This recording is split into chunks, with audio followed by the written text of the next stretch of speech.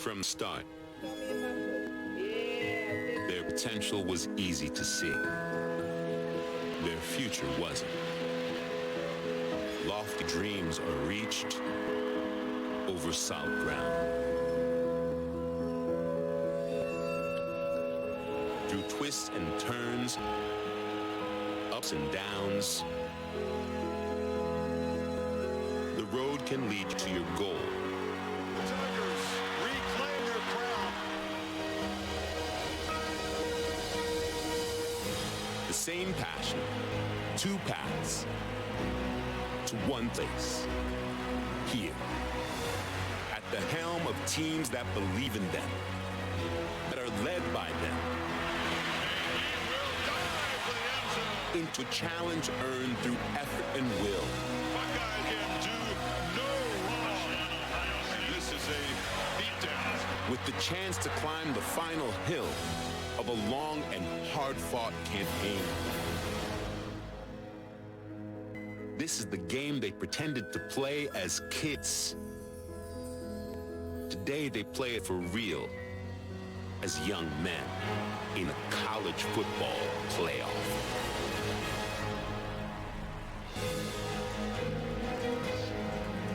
And welcome to the Silver Spaceship in the Arizona Desert, the college football playoff semifinal at the PlayStation Fiesta Bowl. And tonight's historic first ever collision of 13-0 teams. The Clemson Tigers, champions of the ACC, the Ohio State Buckeyes, champions of the Big Ten.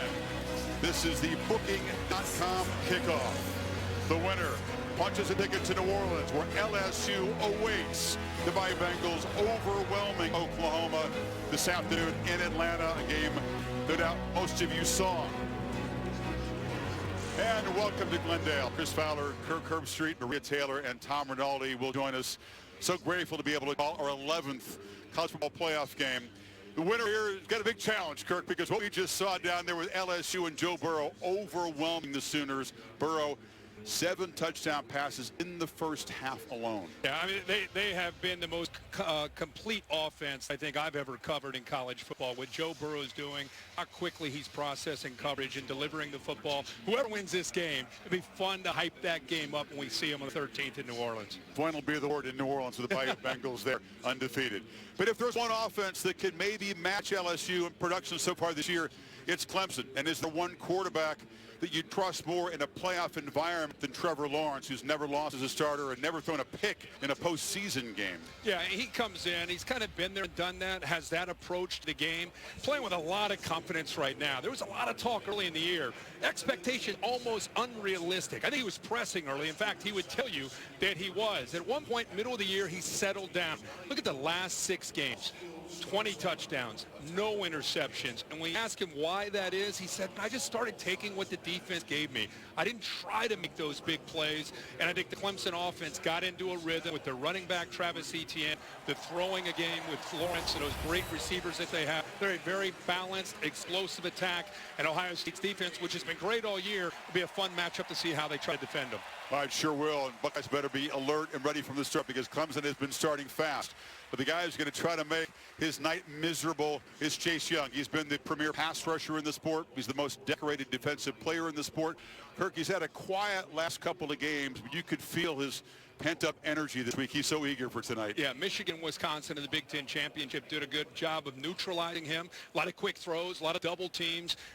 We were with him just a couple days ago. The look in his eyes, he's eager. He's excited to be a leader for this defense. And the big thing is he's had a great individual year. I mean, you look at all these awards that he went on to win. He set a single record for Ohio State, Big Ten Defensive Player of the Year, an All-American. He was in New York with you, Chris, at the Heisman Trophy, won the Bednarik top defensive player in the Nagurski. He's done a lot, but his main goal is not the NFL, not those awards. It's winning tonight and trying to get this team to the national championship. He's going to have to be spectacular, disrupting the Clemson offense. 16.5 of their 51 team sacks, only allowed 7 touchdown passes all season.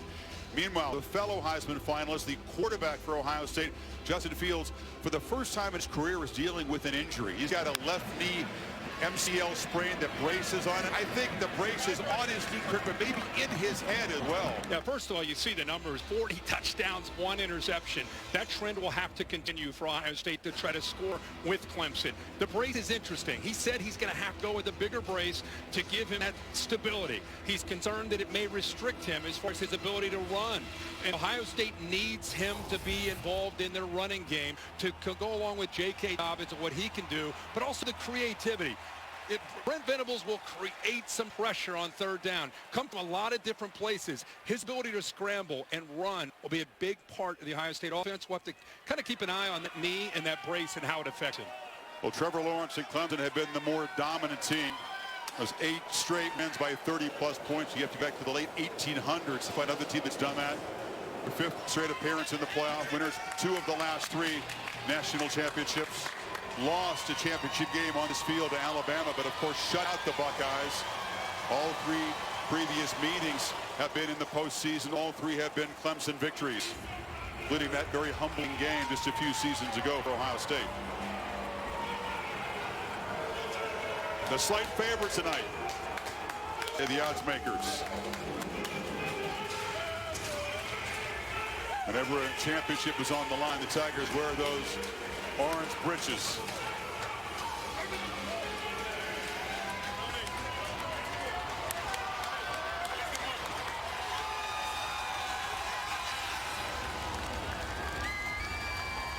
Clemson fans slightly outnumbered by the Buckeye Nation in here tonight, but still many have made the cross-country journey to support their team.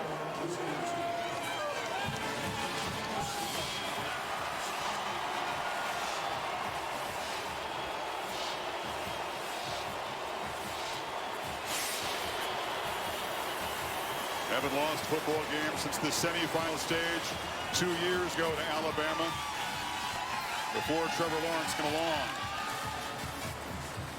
Isaiah Simmons, the leader of that Tigers defense.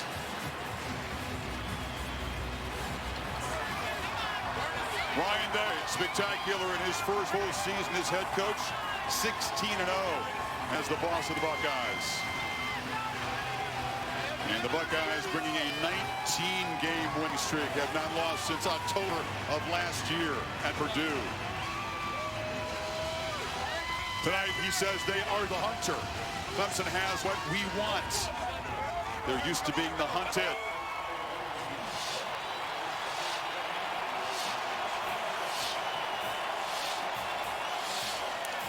We hope you're ready. The undefeated Buckeyes, the undefeated Tigers for a slot in the championship game. Coming up from Glendale.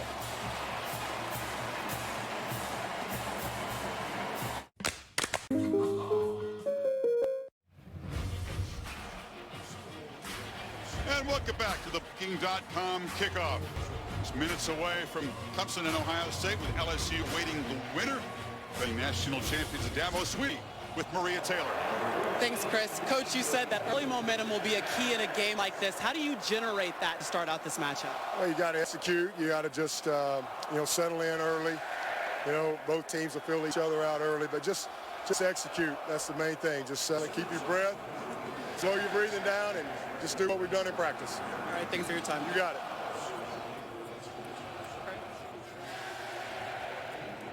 Some of those Clemson seniors, 54 wins in their careers, just 3 losses.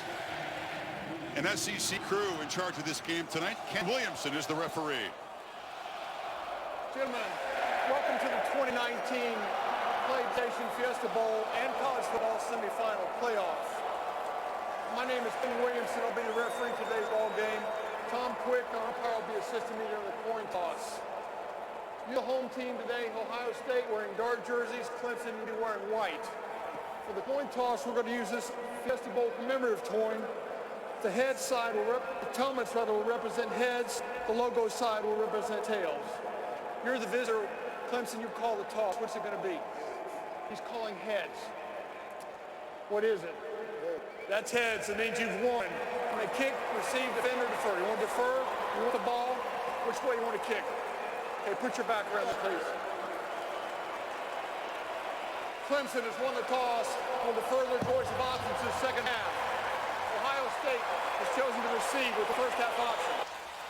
Nothing but wins for Ryan Day in his 16 games as the Ohio State boss. The 40-year-old head coach of Ohio State is with Tom Rinaldi. Thanks a lot, Chris. Ryan, Justin Fields, that big brace through all practices. You saw him warm up. What do you need to see him do early on that tells you he's ready? He'll make great decisions. His knees in good shape. Just has to get in the rhythm of the game. It'll be fast early, but he'll find it. Final message as your team came out. Just be bold and aggressive. It's a great atmosphere. Enjoy it. We don't want this thing to end, so go get him. Good luck to you. Thank you, Coach. Thanks. Chris. Tom, thank you. Quiet moment for Chase Young. These two quarterbacks in the game grew up about 20 miles apart in the state of Georgia. Booking.com bringing you a look at Trevor Lawrence and Justin Fields. Again, Lawrence undefeated as a starter. Tremendous play in the postseason, but Fields has been incredibly impressive in his first year as a starter. You remember a game that you and I have called where both quarterbacks come in undefeated? No, at this big stage? Yeah, incredible. Different personalities. Lawrence, of course, has been there, done that. Fields has waited with this opportunity. He said he expected Ohio State to be here. He wasn't sure that individually he would have the kind of year that he's had. I couldn't imagine 40 touchdowns, one pick. It's impossible. Yeah, the thing that stands out is the poise that both guys play with, being able to handle a big stage like this. We will see Fields and the Buckeye offense up first. Clemson deferring after winning the toss. P.T. Potter, effective kickoff man, doesn't allow too many returns. Damari McCall deep for Ohio State. The Bayou Bengals await. Tigers and the Buckeyes ready to get it on.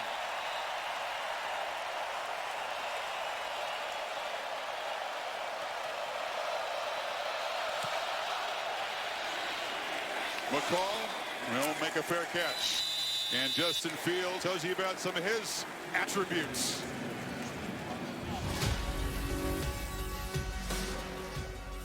I'm Justin Fields, 6'3", sophomore from Kennesaw, Georgia. I transferred from the University of Georgia. This year for Ohio State, I've thrown 40 touchdown passes with only 1 interception. The stat line is incredible. We'll keep Kirk a very close eye on that left knee and see how involved he'll get in the running game. How much do they trust the knee? Yeah, that and I think trying to just get him to settle into the game early with the play calling by Ryan Day against a very aggressive defense.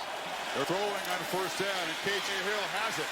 And the State senior picks up 9 yards on first down. Here are the Chick-fil-A impact players, Kirk. Yeah, well, besides Fields, of course, we talked all week about J.K. Dobbins. They need to be able to establish the run. They're going to go tempo here. Olave leads the receivers on the outside. Isaiah Simmons and A.J. Terrell, the top corner for this team. They find Benjamin Victor. He's got a catch and a first down out across the 40. Interesting approach with a long layoff, a lot of build-up, a lot of hype about Brent Venables and how aggressive he is as a defensive coordinator, how he likes to get an offense on its heels. 2 quick throws for Fields against his defense, against soft coverage. Clemson defense crowding the line. Ryan Day, who is the play caller, no feeling out. The Venables defense coming right at them early. And Dobbins muscles his way for 4. The man is within 95 yards now of Eddie George's career rushing record, or season record at Ohio State. Yeah, he's had a great year.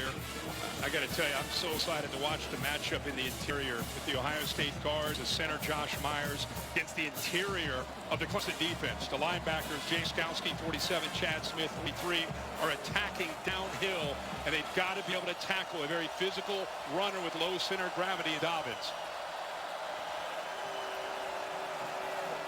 Tigers again crowd the line, then back out. Fields has time and fits the ball into a tight window. And the catch is made by the tight end, Luke Farrell. A first down in Tiger territory. He does a nice job there, just kind of feeling that pocket. He had a little bit of pressure, a little sidestep to the left, found that throwing lane, made a great throw with great accuracy. Looking to throw again. Delivers sideline routes. Chris Olave, defender slipped, and he spins down inside the 30. They are aggressive early. And what do you do against aggressive defense? You match them, is what Ryan Day told us, with that same aggression, that same attitude that Clemson tries to play with. Right now, they're the aggressor, the Ohio State offense, with the play calling and the tempo. Fields again, looking to throw. Loops the ball up. Leaping catch by Garrett Wilson down inside the 10 as the freshman makes a play. Unbelievable catch by the true freshman from Austin, Texas. I'm going to wave it off, it looks like. But he went up, made a great effort. Boy, I don't know how you wave that off. Officials are talking. Maybe that right foot came down out of bounds. Right foot came down out of bounds. What an incredible effort. There is an offside penalty on the Tigers, but not a catch. Boy, Chris, incredible effort. How about this tempo? This approach by Ryan Day. 6 plays, 1 run, 5 passes, and as we said, trusting his quarterback and his receivers to make plays against this Brent Venables defense. Clemson's not used to this. No, Venables likes to dictate. Yeah, they're not used to. They're trying to get their bearings. And they don't have a lot of time because of the way Ryan Day and Justin Fields are attacking. And now a whistle before the snap on the first down and 5 play. Ruling on the field was an incomplete pass. The previous play is under review. So Gerald Hodges is the replay official working with the 3 folks back in the video center. They are doing all the SEC games. Another look at this. Wilson so high in the air. Got his right hand. He got his left hand down there. Looked like his left hand may have touched before the right foot came down. Watch a hand come down there. There's the elbow touch. Yeah. I think the right elbow is what would put him down and inbounds. Yeah. I don't see an elbow. The right elbow came down, but I think it came down after the foot. The only thing that came down was the left hand. Bill Lamagna is our next official authority in the booth here, and Bill, I guess it's whatever touches the ground first here they're looking at. Exactly. There's no requirement for the feet.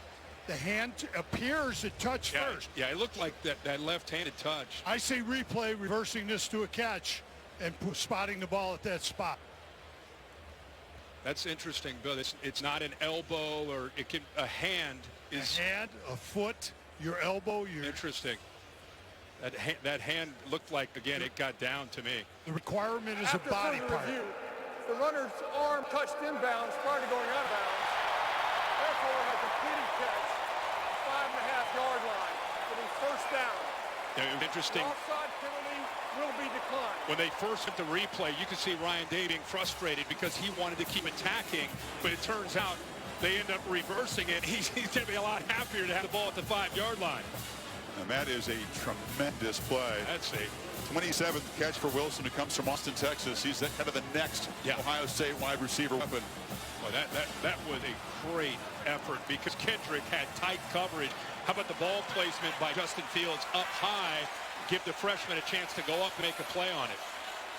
Clemson very stingy in the red zone. Opponents have only made 25 trips in here, only scored 10 touchdowns.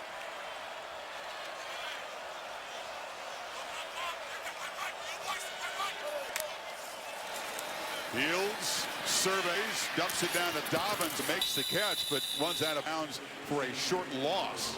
Yeah. Ohio State, on the other hand, has been powerful in the red zone. These situations all year long. The good thing for Ohio State is they get the completion with the reversal. The bad thing is it's kind of slowed down that momentum that they had created with the play calling and the tempo offense. Dobbins slips down. He tries to make the cut at the 5-yard line. Chad Smith was chasing him. It'll be 3rd and goal. That's something to keep an eye on tonight. I was watching in the warm-up on the field. You probably saw the same thing. A lot of players slipping on this surface.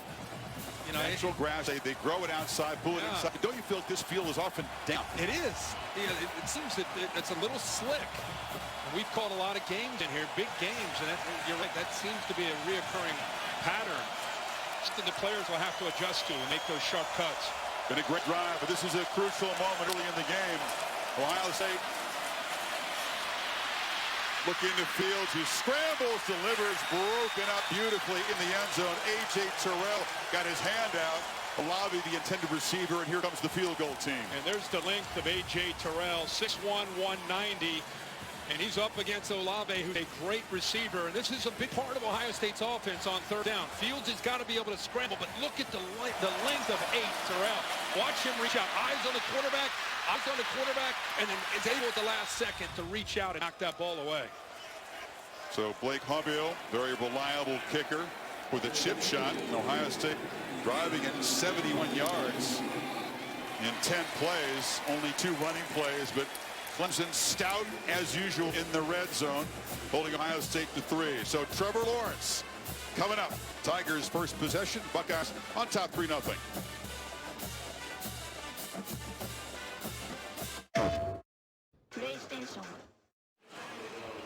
Justin Fields sharp, 6 of 7 on the opening drive, completions to 6 different receivers. But Ohio State settling for a chip shot. So Chase Young, our PlayStation Impact player, 87 is a very high number for a defensive player. Did serve the 2-game suspension for an NCAA violation last year, but still had 16.5 sacks, which is the most in Ohio State history, and he is raring to go. Interesting to see how Clemson blocks him.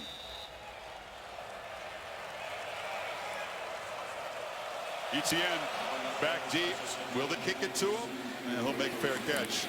Big games put Travis back there, and he is certainly dangerous. And here's Trevor Lawrence telling you about some of the things he does well.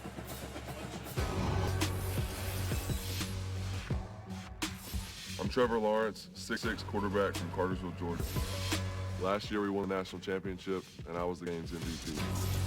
24-0 record as a starter. 169 pass attempts without an interception coming into this game. I can't believe our guys got him to say a couple comments about himself. He's deflects individual attention, likes to talk about the team, but that's a good job. And it's a pitch. And Etienne gets a block on the edge. A hard hit, knocked out of bounds there by Jeff Okudah, but a nice first down game as we check the Chick-fil-A Impact players on this side of the ball. Yeah, much like Ohio State, Clemson, as much as you talk about Lawrence, they've got to get Etienne. T. Higgins will be into the boundary number 5. Justin Ross will be on the other side. Talked a lot about Chase Young. You just saw Jeff Okudah make a great play against the run, but he's going to have to play great in coverage against the long, tall receivers of Clemson. Etienne got 8 on first down. Now they fake it to him, and they find Higgins across the middle, who slips a tackle and makes a gain into Ohio State territory, the 45. But one thing they're going to look at to attack aggressive linebackers coming downhill. When he sees that and they're committed to stopping the run, he's going to throw right behind them in their version of run-pass option. They sit back, they'll run that, but when they're coming downhill against Etienne, he's smart to see that, pull it, and make the throw. Lawrence, a keeper, and he's strung out and spun down. Good job on the containment from Malik Harrison. Interesting to see how often Lawrence runs ball tonight. Yeah, you know, coming into tonight, he has run to me way more than he did a year ago, much more effective, whether it's zone read or design quarterback run, and a lot of times creating, like we see with Justin Fields from Ohio State. Very different from where he was last year as a true freshman. That time Ohio State great contain. And now Young was eager. His throw downfield to Higgins. Some confusion whether or not it was a free play or a dead ball. Incomplete, out of bounds, but Young came across. His helmet, T. Higgins' helmet came off, and I don't know if he got hit when he went down. There was a collision there. It looked like Jeffrey Okudah just following through on the play may have hit Higgins, but it was a free play. I'm just talking more about Higgins getting dinged there. It's 5 yards and a free play for Clemson, but Higgins took the worst of it. Everybody kind of stopped. And you watch the end of the play. Watch one, Okudah after the play. The ball is, helmet's off. Now watch him come down on top of Higgins right there. Fuller swatted for the ball, didn't mean to hit him in the head.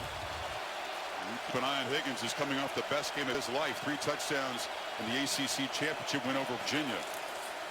On 2nd and 5, a little bit of a sprint out and the throw to Overton, who makes the catch. Short gain. It'll be 3rd and 2. Jeffrey Okudah, you can tell, has brought an aggressive attitude in this game for the Buckeyes. Known as one of the top cover corners in the country.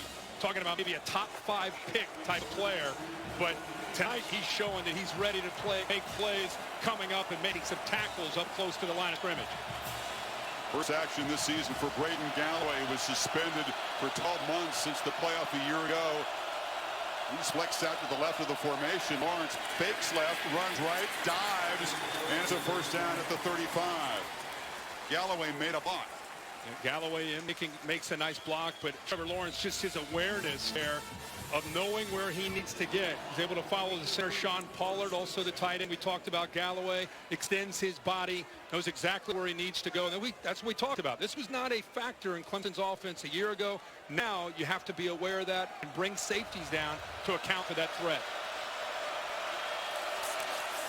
You fake it to Etienne, short throw, and the catch is made on the far side by Justin Ross. Damon Arnett drops him right there. You know, I thought Jeff Hafley, the defensive coordinator, co-defensive coordinator for the Buckeyes, who's headed to Boston College, the Buckeyes season is over, made an interesting point to us. He said, we're okay with throws in front of the defensive backs. We've got to rally to the ball. We've got to tackle. We want to make them have to score in the red zone. Eliminate the explosives, make them drive the ball. Nice plan if you can do it. Yeah. And hard to eliminate the explosives against this offense. Lawrence looking downfield, now checked it off the hands, nearly intercepted. Dropping into coverage was Tough Borland. Tough Borland just really going into sitting in zone, but just reading the eyes of the cornerback. Trevor Lawrence gets into that throwing window right there. And I think Trevor Lawrence just underestimated, maybe thought he could squeeze it in there, or maybe just flat out didn't see or expect to have Tough Borland sinking in coverage. But he was there and should have come up with the interception, but a good play. Lynn J. Dixon the back on 3rd and 7.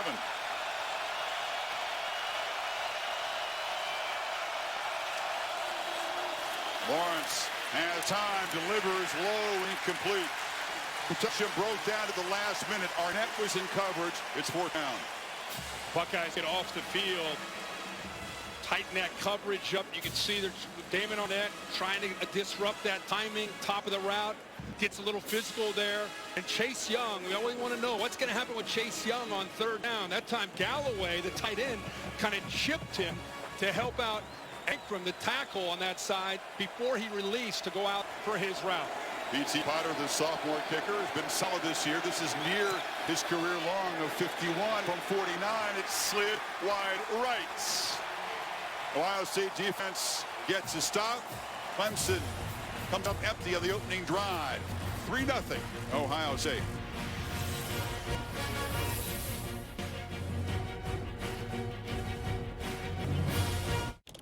Bell.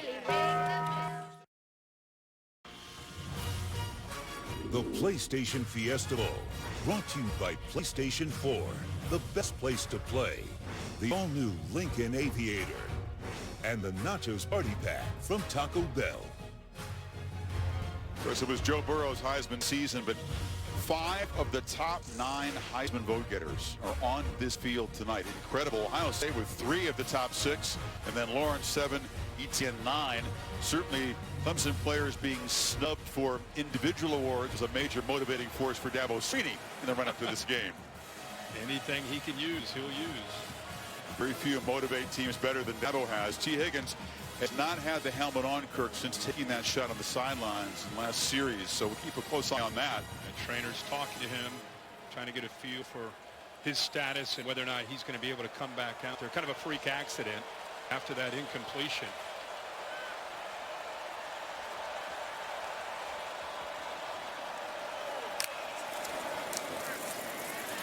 Dobbins in the clear. Off to the races. Can they run him down? They cannot. Touchdown, Ohio State.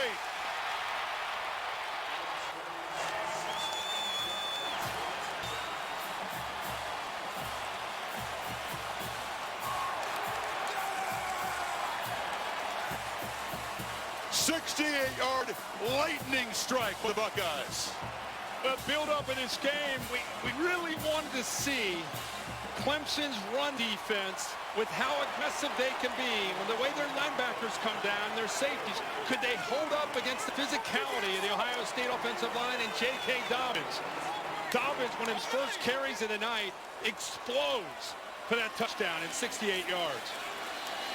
Dobbins, a tremendous workhorse in those 3 tough games down the stretch. They counted him again and again. He explodes early. He's going to catch Eddie George tonight for sure, for the record. Yeah, zone read on Xavier Thomas.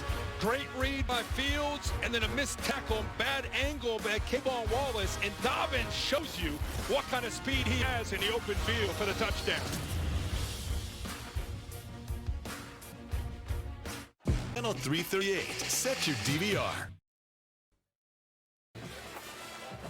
Yeah, zone read on Xavier Thomas. If he stays wide, they're going to hand it off. It's exactly what happens here. Good job by Fields. But look at the left side of that offensive line, led by Munford, pushing and winning the battle at the line of scrimmage. Does a good job of that push, and that kind of frees up Dobbins to be able to make that play. And there's a poor angle by the safety, Kayvon Wallace. And you could see that speed. I mean, Dobbins is a thick, physical runner, but you get him out in the open field like that, he can leave most secondaries. ETN from the 5. Quick burst and then a huge hit. Big collision. Knocked flat right there at the 21-yard line by Justin Hilliard. Boy, big hit. What did Ryan Day say? The start of this game was so important. Match the energy and the execution of Clemson. Make them feel our strength and our violence. And they are doing so far.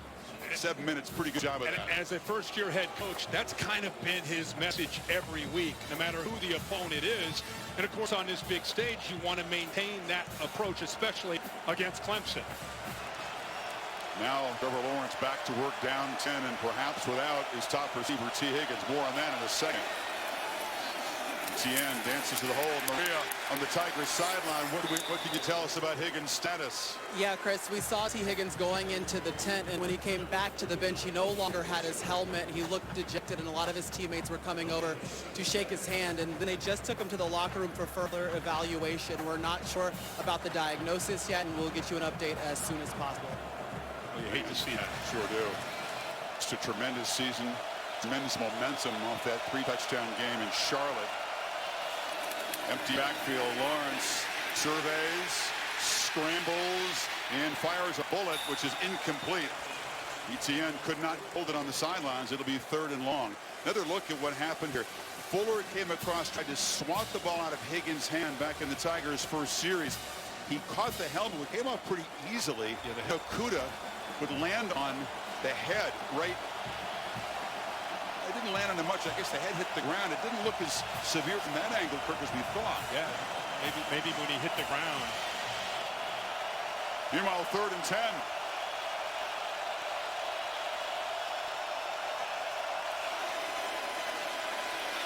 Lawrence chased by Young, heaves it downfield, has Overton wide open. He tiptoes for a catch in Ohio State territory. What a play. You know, Proctor is playing back here as safety, who has not played a ton of football. Josh Proctor, he kind of loses the sight of the receiver. Eyes in the backfield, which opened up Overton to be able to make the play. Chase Young trying to deal with a lot of traffic, gets pressure on Lawrence, but Lawrence with the height at 6'6" goes over top of him. But Josh Proctor caught peeking in backfield that time that cost Ohio State on 3rd and long. What a quick release by the big fella with Young bearing down on him. Clemson needs a spark, and Lawrence as a runner will keep it at 5. This is not a team that's used to being down 10 points just like that. Yeah, and you're also looking at a quarterback that, as much as we talked about him running, Dabo Swinney says, you know, all year you look at it's about 6 times a game is what he averages running the football. Already tonight he's running 3 times. So you're going to see him probably carry it up to 10 to 15 times at least. Lynn J. Dixon motions the backfield, gets it in the flat.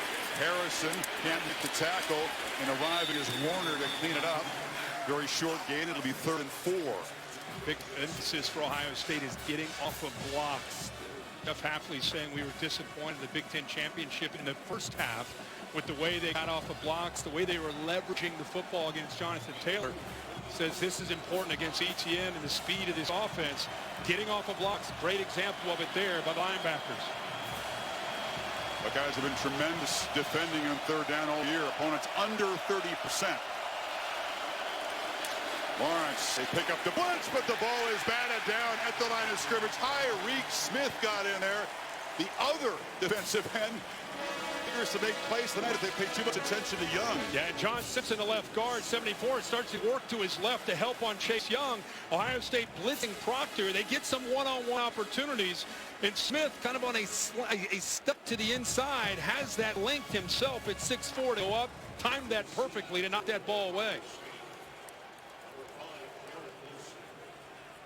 Ohio State's defense, a strong and determined start against an offense that people thought no one could stop coming in.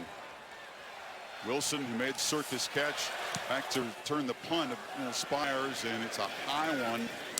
And a fair catch made inside the 10 by Wilson. So Ohio State up 10 gets football back from their own 9 midway first quarter.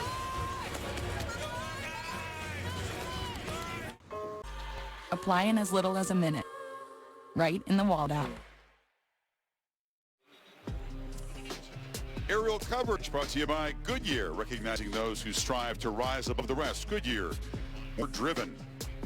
Early 10-0 lead for Ohio State. The Big Ten had not scored a point in the college football playoffs since Zeke Elliott punctuated the championship victory over Oregon. A couple of shutouts in the interim, including a 31-0 loss to Clemson. Here, different looking Ohio State group so far tonight.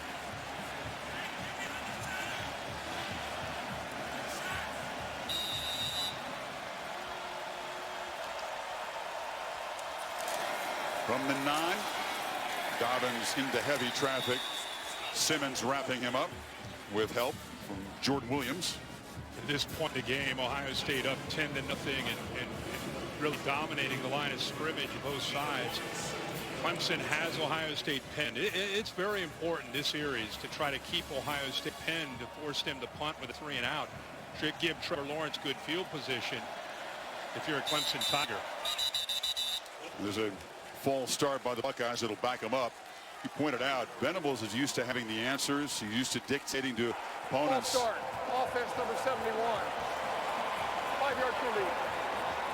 Man has been a defensive coordinator in 7 national championship games, including 3 at Clemson. Unfamiliar position right now. No, I mean, think about what they've done all year in the ACC. They've allowed 244 yards a game. Ohio State's already sitting at 140 yards, and they've played 11 plays into the game. But they have Ohio State pinned here, so see what they do. Fields from the end zone, flips it short. Mack makes the catch, big collision, and he's knocked down. Very short gain. A.J. Terrell showing his physicality off the corner. Yeah, nice job playing some zones, sitting there, keeping their eyes on the quarterback there. And now this is where Venables usually makes a living on 3rd down and long. It'd be interesting by Ryan Day to see what he does. 3rd and long inside his own 5-yard line. Probably in a conservative approach, you would think. The way he's been calling plays, you never know.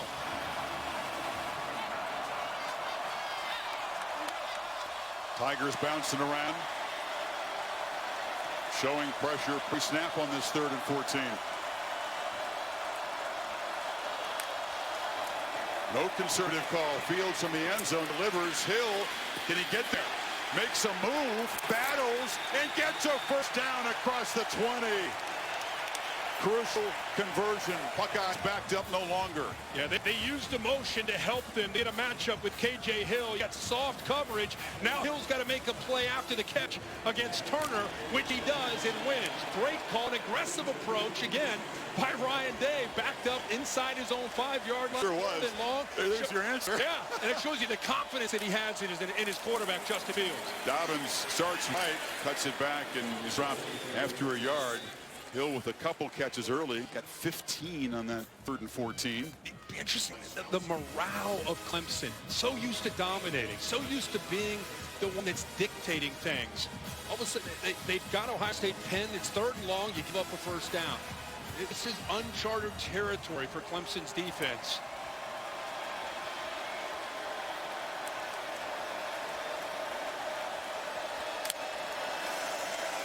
Fields has protection, almost intercepted. Jumping the route was Kayvon Wallace. Well, he knew exactly what he wanted to do. Isaiah Simmons will sink in coverage. Wallace is showing that he's deep. Fields thinks he's got an easy throw, but look at Wallace made him. Simmons sinks. He knows it's coming out quickly. He jumps it, just unable to hold on to that football. Each defense missing a great chance for an interception. That could have been a potential pick 6. 3rd and long again. They need not. Fields is pressured and fighting for his life, and he'll be wrestled down by Skalski. Justin Foster got there first at 4th down. Well, where will they come from on 3rd down and long? And in this case, they come from everywhere. They've got backers. They've got a safety up tight. You're trying to figure this out with Pass Pro. You're maxing it because you got the back there. but the speed, the relentless approach there by Foster, he's able to get around Brandon Bowen and win that time on 3rd down long to get the ball back to the Tigers. So Clemson's defense playing with more urgency, more energy, and they forced the punt from Drew Chrisman. Maury Rogers standing at his 44. Chrisman not as good as he usually does. That will get a friendly roll. Didn't hit it very cleanly, but now Lawrence takes over at the 47-yard line against this aggressive defense. Yeah, man, they have really set a tone on this side of the ball. They've been challenged by Jeff Hafley and Greg Madison. Look at the physicality. Boom, Malik Harrison right there on that last 5. And then Josh Proctor on a blitz. He didn't get to Lawrence, but look at the message he's sending. Bang! Trying to pick up a back that time. Dixon trying to pick up pass pro. Proctor runs right through him. So the first couple series, Ohio State not only holding up, but sending a message and playing with that violence and physicality that you talked about from Ryan Day. And a misfire on the right side of the offensive line by the Tigers. Hafley will be headed to Boston College at the end of the season, the new head coach for the Eagles. False start, offense number 73. 5-yard penalty. It's the all-ACC tackle. Ankrum didn't miss a single practice, though, in preparation for this. While he was trying to put together his staff and some recruits for BC. And think about it. You have the early signing period. You're trying to have trying to hire a staff. You've got some of the old staff still there trying to help you out. I mean, there are a lot of coaches go through that. And Jeff Hafley, meanwhile, still coaching. He's got a playoff and possibly a national championship if they win tonight. 1st and 15, play action. Lawrence zips it a slant. And Ross goes down, makes the catch in Ohio State territory. And with T. Higgins down, more the onus falls on the 8, who was the hero last year in the national championship against Nick Saban and the Alabama defense. They will move him around even more now. He's usually to the field up here, but now they've got him down here into the boundary where T. Higgins normally would be. Joseph Ngata, number 10, the true freshman from California, will also have to step up and help fill that role. ETN runs straight into traffic. Warner stopped him. He will be a couple yards short on 3rd down now. So you're watching this game and you're thinking, what can Clemson do to kind of get their rhythm going? And I still think they've got to get that passing game. Their receivers are not winning on the edge. Okudah and Arnett and also all these guys, you're seeing them hold up and do a good job. Even Sean Wade in the slot. They're not getting separation, making it very tough on Trevor Lawrence in the pass game. Ross is over there on the left, single coverage against Arnett. And Fields swarmed under. Lawrence is going to be sacked by Robert Landers, the big junkyard dog, and Tyler Friday as well. Ohio State swarms him yet again. Watch how long this play takes to develop off to the right. I mean, watch these receivers and watch how quick the Ohio State pass rush gets in there. They're still running their routes, and Trevor Lawrence is taking an onslaught of defenders led by Sanders. The interior quickness, and then you can see the outside pressures able to get there with Friday and Harrison. The attention justifiably on Chase Young, but there's a whole bunch of dudes in Ohio State that can rush the passer, especially if you pay a lot of attention to number 2. Spires' punt will bounce into the end zone. What a start for this Ohio State defense. Hope you'll join us on New Year's Day. We'll travel from Glendale to Pasadena for the Rose Bowl presented by Northwestern Mutual, Ducks and the Badgers. Followed in prime time the All-State Sugar Bowl, Georgia and Baylor. Thrilled to be able to head to Pasadena. Very intriguing matchup there. Many feel that Oregon, had they not lost in this area, Arizona State would have been a 4th playoff team, and wonder how they would have fared against LSU today. We'll never know. We'll never know. And when I called that game in Tempe that night, it definitely cost the Ducks after the way they played against Utah. I think if they win at Arizona State the way they played in the Pac-12 championship, they would have been the 4th team. Fields rolls out, delivers a low bounced throw. He was chased by Simmons. This Clemson defense, they don't know anything other than to continue to attack. Down 10-0, 49 seconds left in the first quarter. That's just Brent Venables' style. That's what he believes in. Doing a good job of mixing up their looks. They will live by the sword and die by the sword with their approach.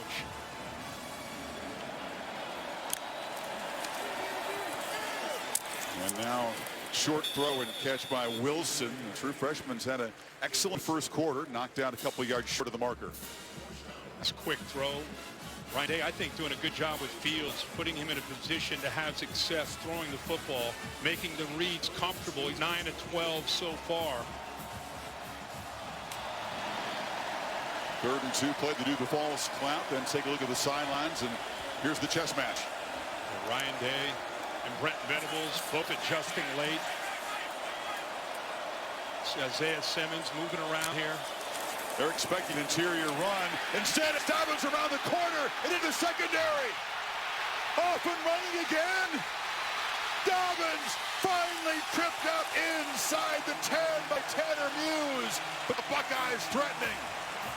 I showed you Isaiah Simmons, and Brandon Bowen, the right tackle, felt that, and he does a nice job of kicking out on Simmons, and that's exactly where J.K. Dobbins ended up finding that crease in the defense. Again, if you've not seen Dobbins play a lot, he looks like a bowling ball, but he has tremendous breakaway speed, and he's especially fired up tonight with all the hype about Travis Etienne on the other side. The bowling ball is rolling downhill fast tonight.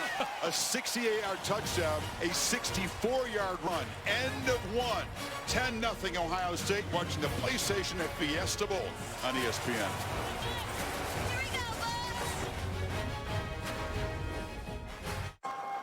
$35 a line for 4 lines, new from AT&T.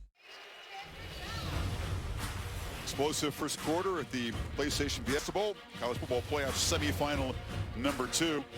And a record for J.K. Dobbins that he desperately wanted. Not an individual guy, a record guy, but so much respect for the great Eddie George. And now, with 1,970 yards in 39 less carries in Eddie's Heisman Trophy season, it's a single season rushing record for J.K.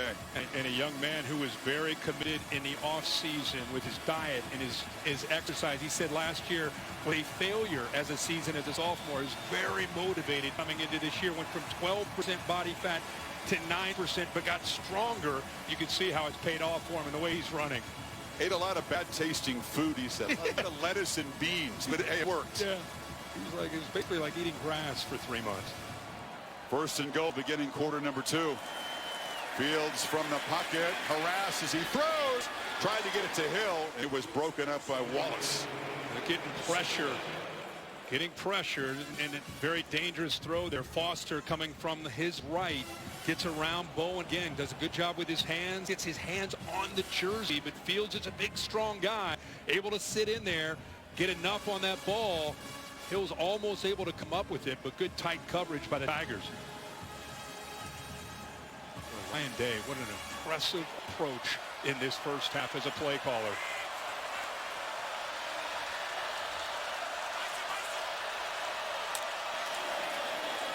Dobbins running right, makes a cut, and is spun down inside the 5. It'll be 3rd and goal. Chad Smith on the tackle. They continue to run to that right side. And the interior of the Ohio State offensive line is a strength, with Jonah Jackson, the transfer from Rutgers, at the left guard, Josh Myers, the leader in the middle, 71, and then the right guard, Wyatt Davis. But they've been running behind Davis, 52, and also 76, Bowen, very successfully, really controlling the line of scrimmage. It Clemson force another red zone chip shot field goal attempt. Crowd the line, try to come after Fields, but he loops the throw, diving catch, touchdown, Dobbins! And the Buckeyes are flexing and stretching the lead.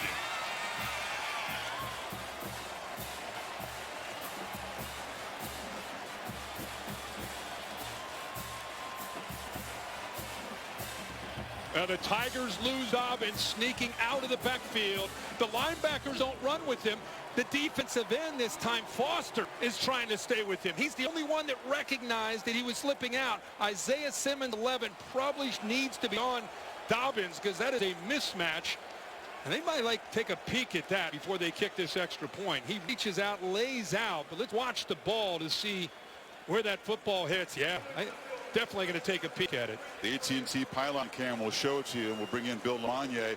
Control of the ball there. Does he have it when he crosses the plane, Bill, in your view? Part of his responsibility is to maintain control of that ball if he's going directly to the ground. When he hits the ground, that ball turns in his hand. This is an incomplete pass. I agree. Finished the process of the catch, and he does not do that. Control, inbound status, be able to do a football move, which he did not do because he lost the ball. Ball came into just one of his hands as it hit the ground, so it was difficult for him to control it. Remember, if the ruling is incomplete, it's going to be 4th down and a short field goal attempt. So a big swing here. Again, it's Gerald Hodges and the 3 folks in the replay center at SEC headquarters, just as they do in the regular games, making the judgment here. After further review, the pass was incomplete.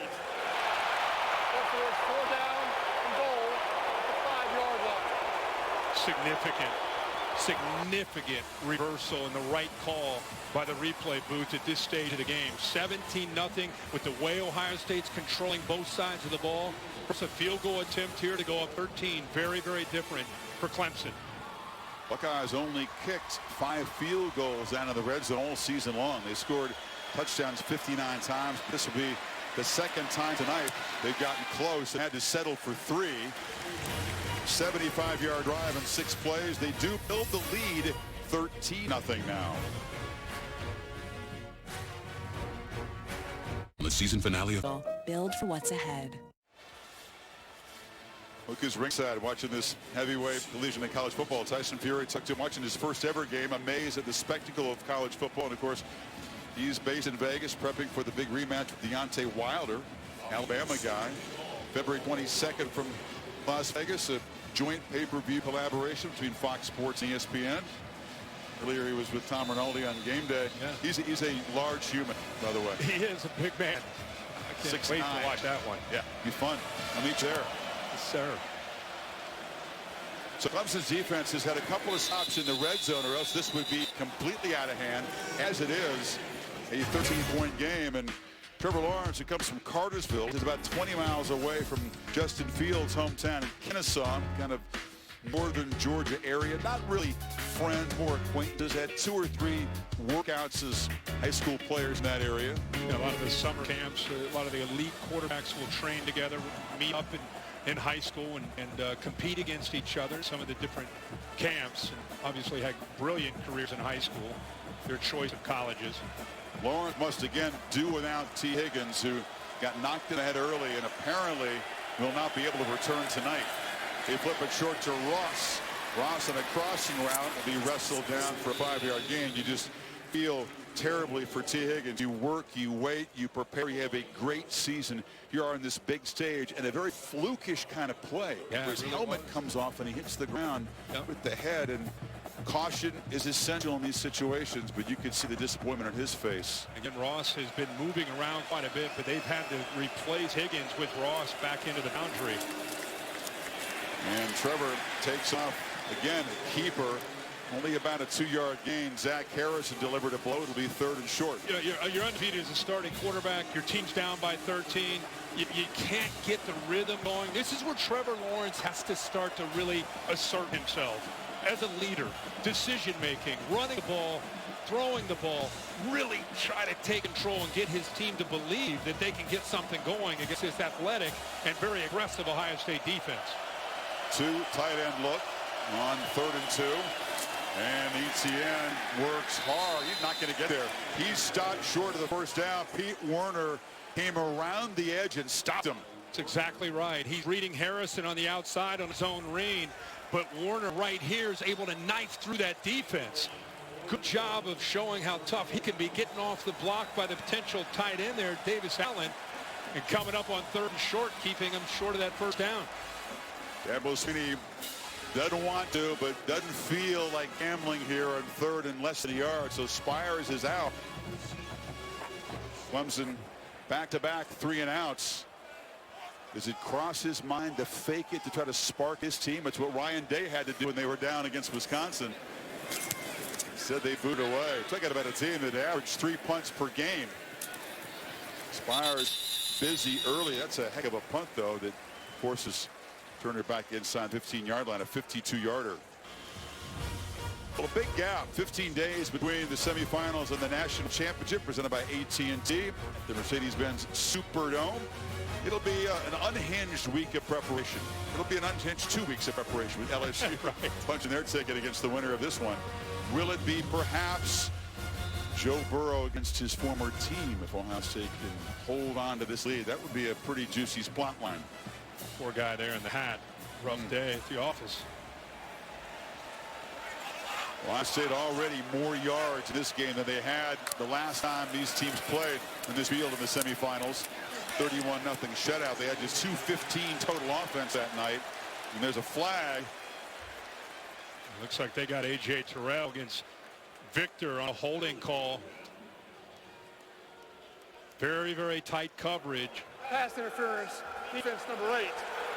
The penalty will place the ball at the spot of the foul and includes an automatic first down. On the top of your screen on that quick slant, you see him grab with the right hand, grabbed onto the jersey, and that's where the official saw. I think you're going to see Ryan Day go back to that tempo, aggressive, attacking approach with this lead. Why change? But I think you're really going to start to see more tempo, more kind of that first drive that they had. Master Teague, sure freshman from Tennessee, spelled Dobbins, but it's a keeper for Fields, is wrestled down for a loss by Logan Rudolph. Yeah, they've been throwing to set up the run. Kind of a change of pace, but he promised aggression, Ryan Day, and he has certainly delivered in the play calling and an aggressive approach on both sides from Ohio State. Fields takes a shot downfield, and a looping catch made by Austin Mack on the sideline. Went up over the excellent corner, Terrell. What tight coverage by Terrell, but again, another receiver making a big-time play in Austin Mack, who's had a really great last 2 or 3 games for this Buckeye offense. What a block by Master Teague. Clemson brought a blitz. Boy, that is tight coverage by Terrell. Good location, the ball up high where Mack can climb the ladder and make the play at 6-2.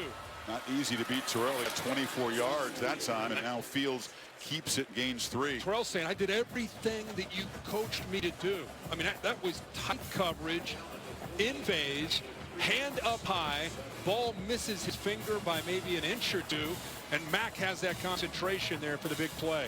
It was Terrell who had the pick 6 early against Tua last year. The Clemson defense setting a tone, dictating in that championship game. The opposite has happened so far tonight. On second down, a throw and a catch short of the first down is Jeremy Ruckert.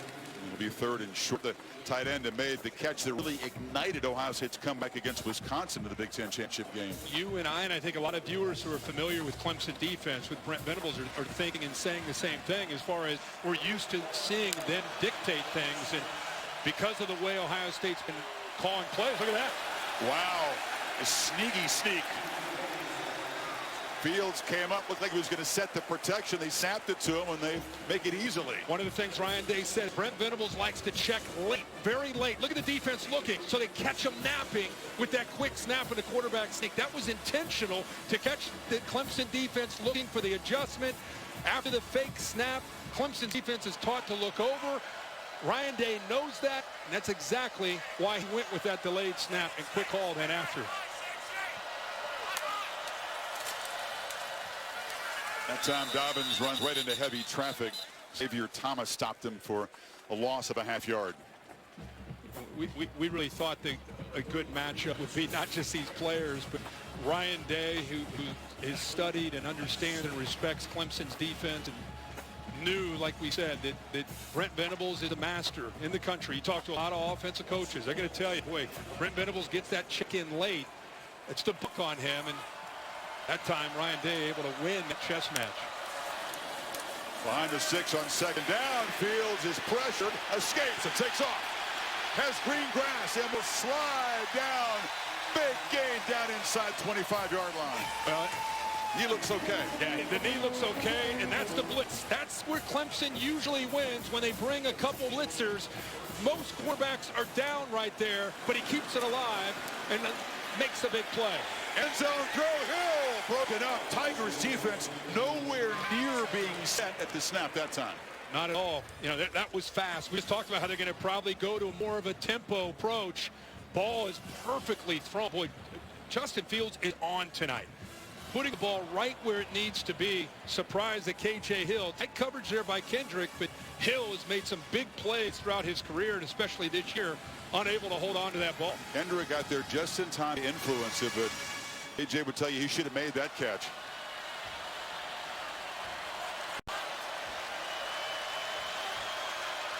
Teague is back. And Day trotting down, and he'll take a timeout here. The play clock was winding down. So Clemson's defense giving up a couple of big runs. They've been able to come up with stops in the red zone. Ohio State getting close again, try and build in the 13-0 lead.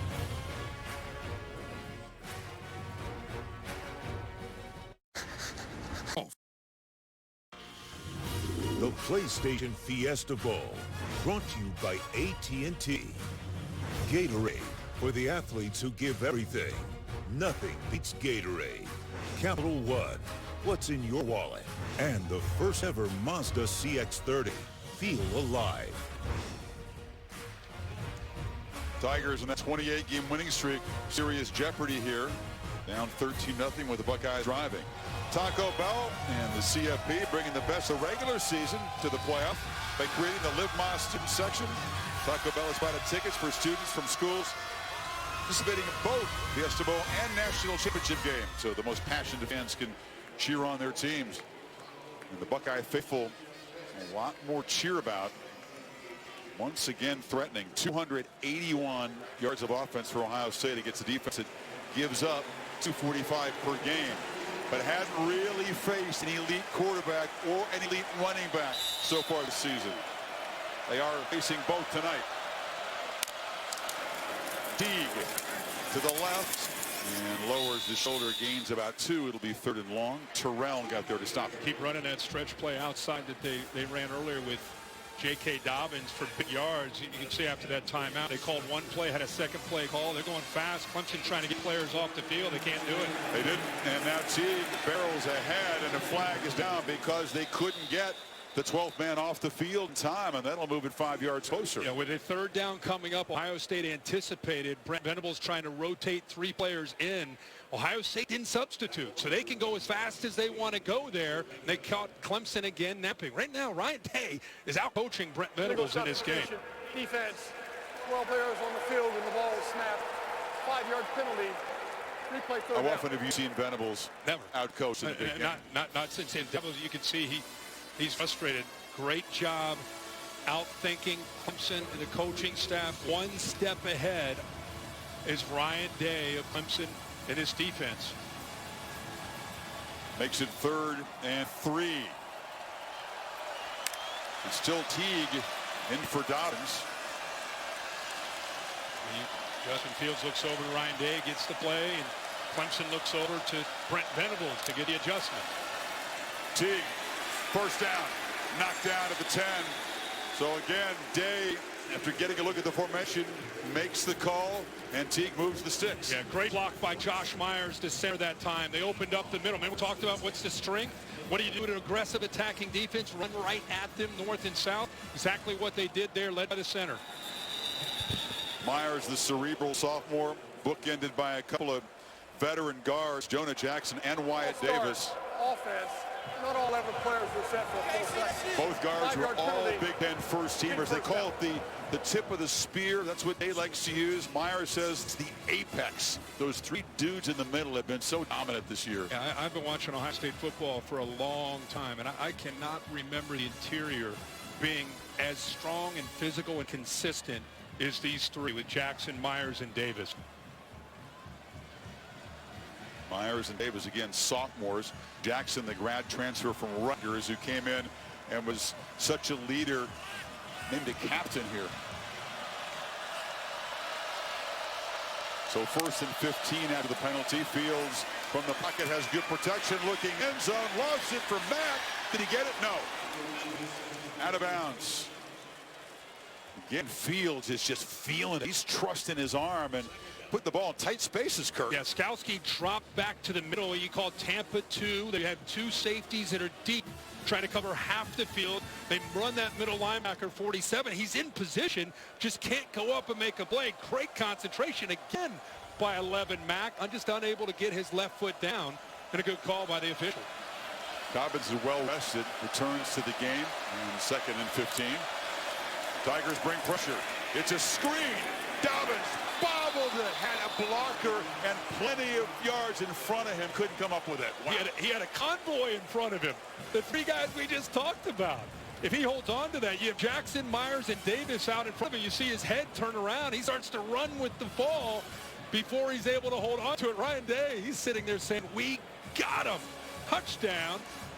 And Dobbins, who's had a big night so far, just unable to secure it. Again, it was the perfect call against the blitz, and Dobbins had a couple of balls he couldn't control that could have been touchdowns tonight. The first one for sure would have been. So 3rd and 15.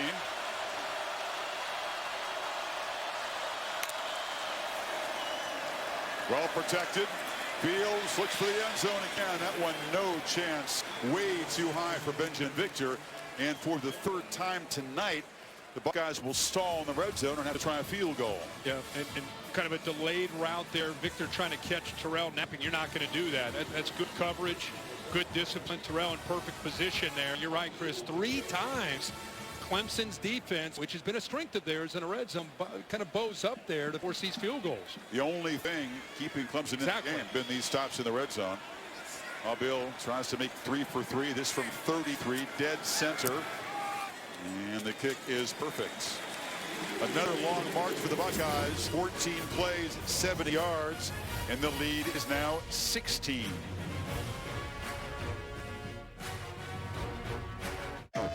Call, go online, or download the app.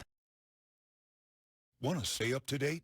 Hey Siri, what bowl games are coming up? Siri knows it's the granddaddy of them all. Presented by Northwestern Mutual. Last time we saw that Ducks defense, they were suffocating Utah. Pac-12 champions against the runners-up in the Big Ten, Wisconsin, followed by the All-State Sugar Bowl, Georgia and Baylor. Ohio State, complete dominance. The only thing that you'd be concerned if you're an Ohio State fan is the lead is not bigger because of the 3 red zone field goals. But the defense has been aggressive, hard-hitting, and without Higgins in the game, you got Clemson searching for answers against these guys. Jeff Hafley's whole approach in this game is keep everything in front. Do not give up big plays. When they catch the ball in front of you, make tackles. Don't give up yards after the reception. A lot of zone. Eyes on ball. Eyes on that quarterback, whether it's the run or the pass. That time, tough four-lane sinks in coverage, reads the quarterback's eyes, and this has been incredible all night. The way they're getting off of blocks, playing downhill, playing with an aggressive, violent mindset. Clemson, ETN, only 16 yards rushing tonight, and ETN, 13 yards.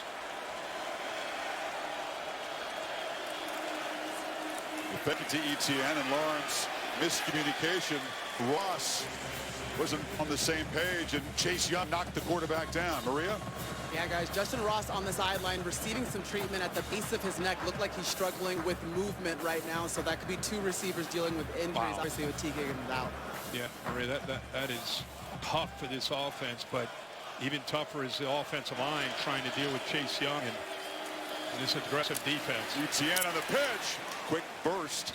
Ohio State picking up where they left off in the second half against Wisconsin, the Big Ten championship. In the first half, Taylor ran wild on it, had 135-yard rushing at halftime, and they dialed it up, and it looked a lot like this bunch from the start. That's the way they really played all year. It's with the exception of the first half against Wisconsin and Taylor.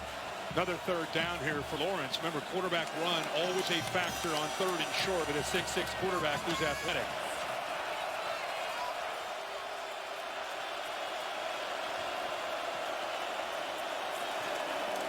And Lawrence will keep it and makes a man miss, takes a big shot. You got to pay a price. In a playoff game, they moved the sticks. Fuller delivered that shot. Another message from Hafley this week has been hit the quarterback. If he's going to run it, if he's a threat, we've got to make him feel our defense. That's a good hit there. You see Hamilton down low, and then, of course, the safety, who's the eraser for Jordan Fuller, is able to clean that up. But Clemson, a good call there on 3rd and short, gets the 1st down. He loves the fact that he's the only safety out there. They play 3 corners at him. He loves the responsibility. Sitting there in center field. Play action on 1st down. Lawrence rolling, surveying, flips it to ETN, who spins for 1st down yardage again right near midfield. That time, Travis Etienne chips, helps on Chase Young, and then releases out. Nobody accounted for him, and if you can't get him going running the football, just try to get him out in space. He's an electrifying player. Etienne just 21 yards on his 5 rushing attempts. 11 yards on that catch. Ball at midfield. Clemson desperate to dip the scoreboard here. Another keeper. Lawrence held up briefly, but shows the strength. Long strider, but fought off a tackle, picked up 5. This is one of the answers against Chase Young. We just showed you where he is, zone read.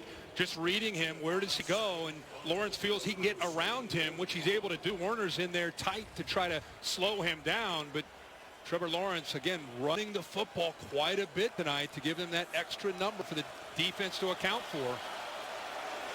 He's run it 7 times.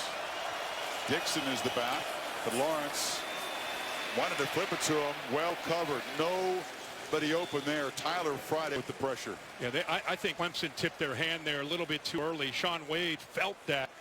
He locked up Dixon as he snuck out of backfield after that fake. Trevor Lawrence had nowhere to go with that football. All he could do really is throw it away. I wonder if Davo's thinking 2 plays to get the 5 yards here. 5 minutes to go in the half.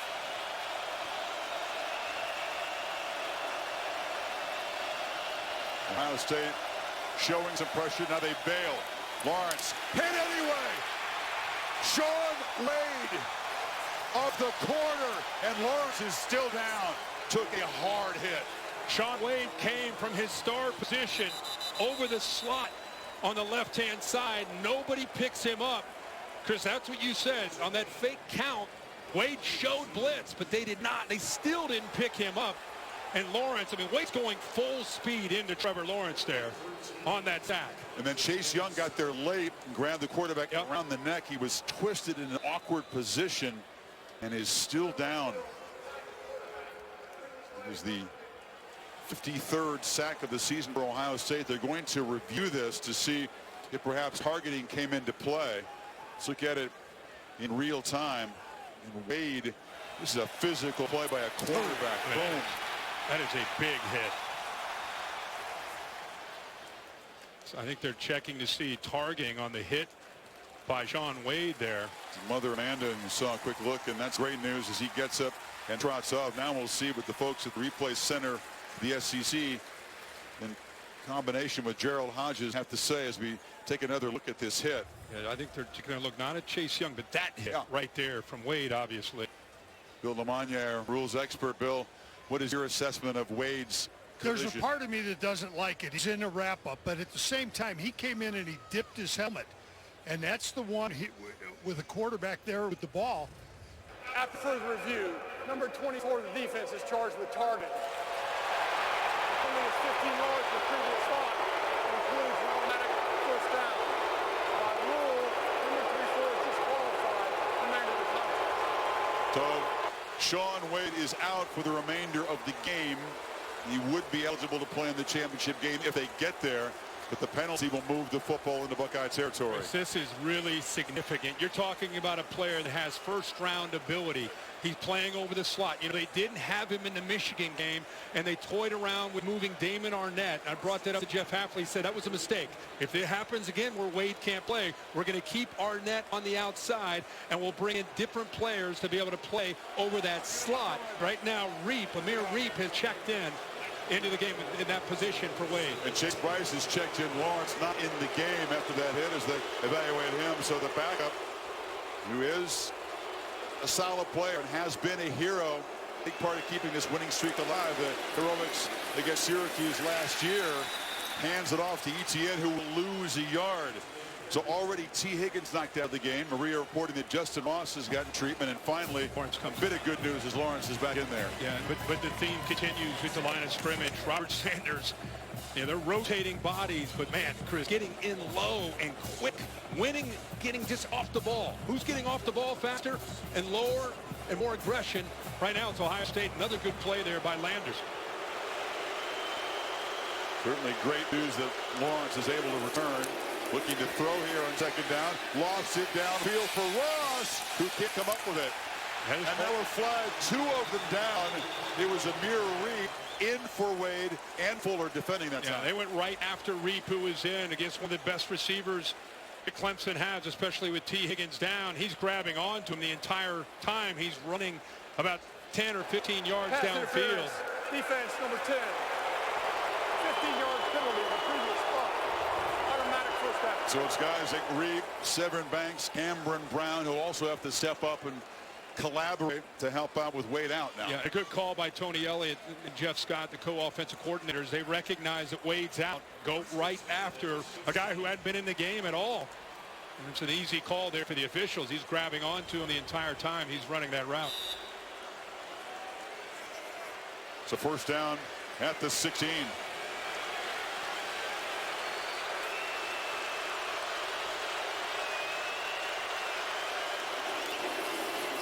Etienne, great penetration, had to battle to get back to the line of scrimmage. Malik Harrison's been really active in the first half tonight. He sure has, but he's really benefiting from the defensive line play. Landers again is just too much to handle with his speed and quickness. He gets into that backfield. You see Etienne has to kind of navigate his way around Landers and makes it easy for the linebackers with Harrison to clean it up. Clemson offensive line is not used to being swarmed and dominated like this. Lawrence still has the ball. Scrambles, now looks to run. And long stride will carry him inside the 10. It'll be third down and about 2. Boy, he covers a lot of ground when he takes off to run the football at 6'6". Gallops, doesn't he? He sure does. Ohio State bringing a lot of pressure. That time they lose the edge. They lose contain. With Malik Harrison, he's able to use the speed to get around him, give him a much better chance on third and short. Keep reminding you, Ohio State's got to be aware of that quarterback run on these third and shorts.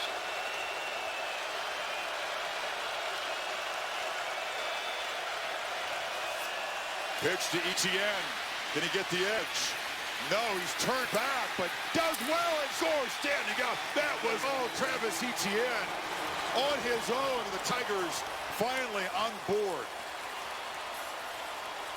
Great point about that being all Travis Etienne. It's a good read. He pitches it out. But look at Fuller not give up on the play. But the rest of the Ohio State defense is running, expecting him near the boundary, puts his foot in the ground, deals with Fuller, and then cuts back against the rest of the aggressive Ohio State defense and into the end zone for the touchdown. They beat a very good safety in Fuller and then just ran through about 5 scarlet jerseys. Etienne finally gets Clemson on the board. 2:45 before halftime, and it's 16-7. Yes, Travis Etienne's 18th rushing touchdown of the season. Penalties aiding the drive big time.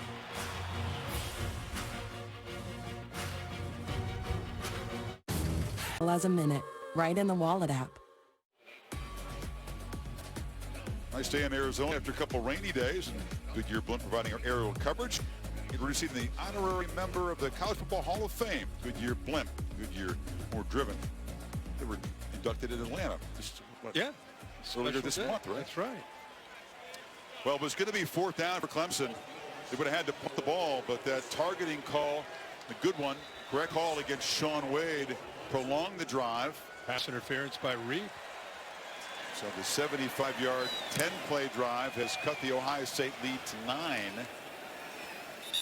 Another look at this drive. They desperately needed it, but the over-aggression on the blitz here, the helmet-to-helmet shot, boom, right there. Lawrence, wrapped up by Young, was able to come back in the game after missing one play. And here on the scramble, picks up part of it. Yeah, picks up some big yards to give him a chance right here on third down. And you can see again the speed and the instincts. And you need a big play, down big. It's when your playmakers and leaders got to step up. That time both Trevor Lawrence and Travis Etienne were able to do that. Defense kind of relaxed, thinking that Fuller was going to grab him, and he didn't. And now Dobbins, who's had 2 long runs and has become the Ohio State single-season rushing leader in this first half, is dropped by Skalski and Wallace for a loss. I'm sure Brent Venables challenged his team after getting that touchdown, try to create a little bit of momentum. 16-7 here. His defense has kept them in this game. I mean, the Buckeyes have moved the ball, but they've not been able to get the ball into the end zone when they've been in the red zone so far. 0 for 3 inside that 20-yard line for touchdowns. Coming into a key part of the game on something that Davos when he emphasized. He's not the first coach to do so, but you talk about the middle 8 of the game, the last 4 minutes of the first half, the first 4 minutes of the second half, and Clemson loves to be able to control that part of the game. When they win the scoring battle in that middle 8, They're 45-1, so they're trying to obviously call timeouts, get the ball back. They'll get it to start the second half as well. Yeah, and I think that's the thing that the Clemson staff, led by Dabo Swinney, they got to be thinking about is to get a touchdown. Now you got Ohio State, you know, in a position where Ryan Day's been aggressive all night. They're thinking about the stop, try to get another, at least maybe a field goal, and then they get the ball to start the second half. So these are big minutes, 2:38 to go here in this first half. Suddenly there's some energy in the Tigers sideline. They're jumping around, waving the towels. Their crowd, after a subdued first half, up and involved. Fields looking to throw on 2nd and 10. Back, Meadows has space and now delivers on the sideline, and the catch is made by Wilson. The freshman's been a big part of the attack so far. He's a couple yards short of the marker. They rushed 3 that time, just relying on good coverage. They had 3 deep and 5 under, but Fields, because he's athletic enough to keep the play alive, eventually finds Wilson for positive yards. And now Dobbins hit in the backfield and dropped. They can't convert on 3rd and 2. The Tigers freshman Tyler Davis got there to stop him. Good job by Tyler Davis, but James Gowski also walks up into the line of scrimmage. Does a good job right here affecting the play, but watch Tyler Davis right there at the nose spot, able to get through there and benefit, because you saw the center, 71 Myers, he had to come and account for that linebacker, which freed up the freshman Davis to make that play. Skalski right on top, and Dobbins remains down on the field. JK looking at that foot and ankle area. 68-yard touchdown at a 64-yarder to set up a field goal. Well, Tyler Davis, when he got into the backfield, he wrapped on around the leg and eventually the foot right there. He's holding on to him and allows the rest of the defense to get in there, but the ankle's not, it's kind of held solid there by Davis. Dobbins up now, which is good news. We'll trot off. Tigers defense forcing a 3-and-out for the first time tonight. All of a sudden, the tone has changed here in Glendale. And Clemson with 2:05 to work with. They did spend 2 timeouts, but still should have plenty of time for Lawrence to operate the 2-minute drill. Chrisman punting, and Amari Rogers stationed at his 29.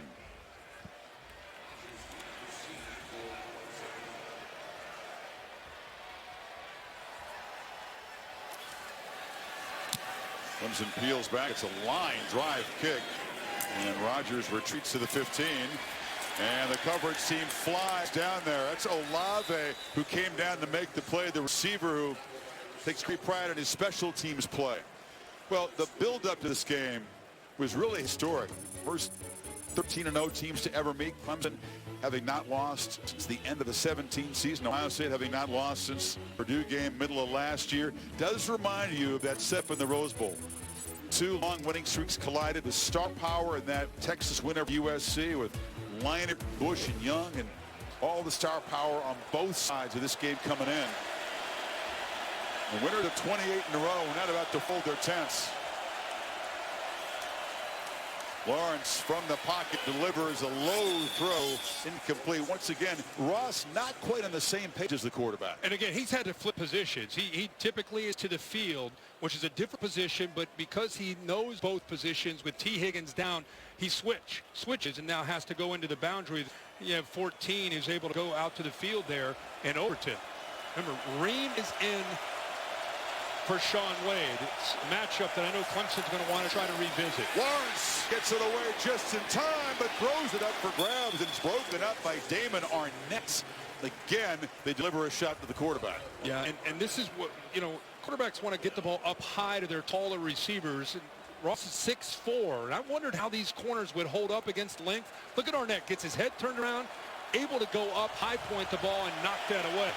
No sacks for Chase Young, but he certainly affected the play. And his pressure creates a 3rd and 10.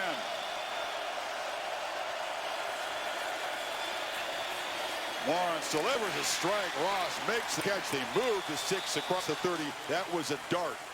It was, and the linebackers were up tight, thinking about Lawrence possibly taking off. They're kind of spying him, so it opens up the middle of the field. And when Trevor Lawrence is able to throw in rhythm, and you give him that big of a window, he's going to put it right on the money. 16-yard gain on a crucial 3rd and 10. Now from the pocket, Lawrence took a peek downfield and now tries to find Overton on the sidelines. Incomplete. Reap defending. Minute 22. And Clemson trying to come off the canvas here as Dobbins tries to get that ankle loose. Mazda halftime reports coming up. Reese Davis, Desmond Howard, David Pollock. Take a look at that dominant LSU victory from the Peach Bowl, and also Penn State's victory earlier today. Big Ten 3-0 in bowls at the moment. Lawrence took a peek downfield, had a lot of room, and breaks the tackle, and is still running. Lawrence in a foot race.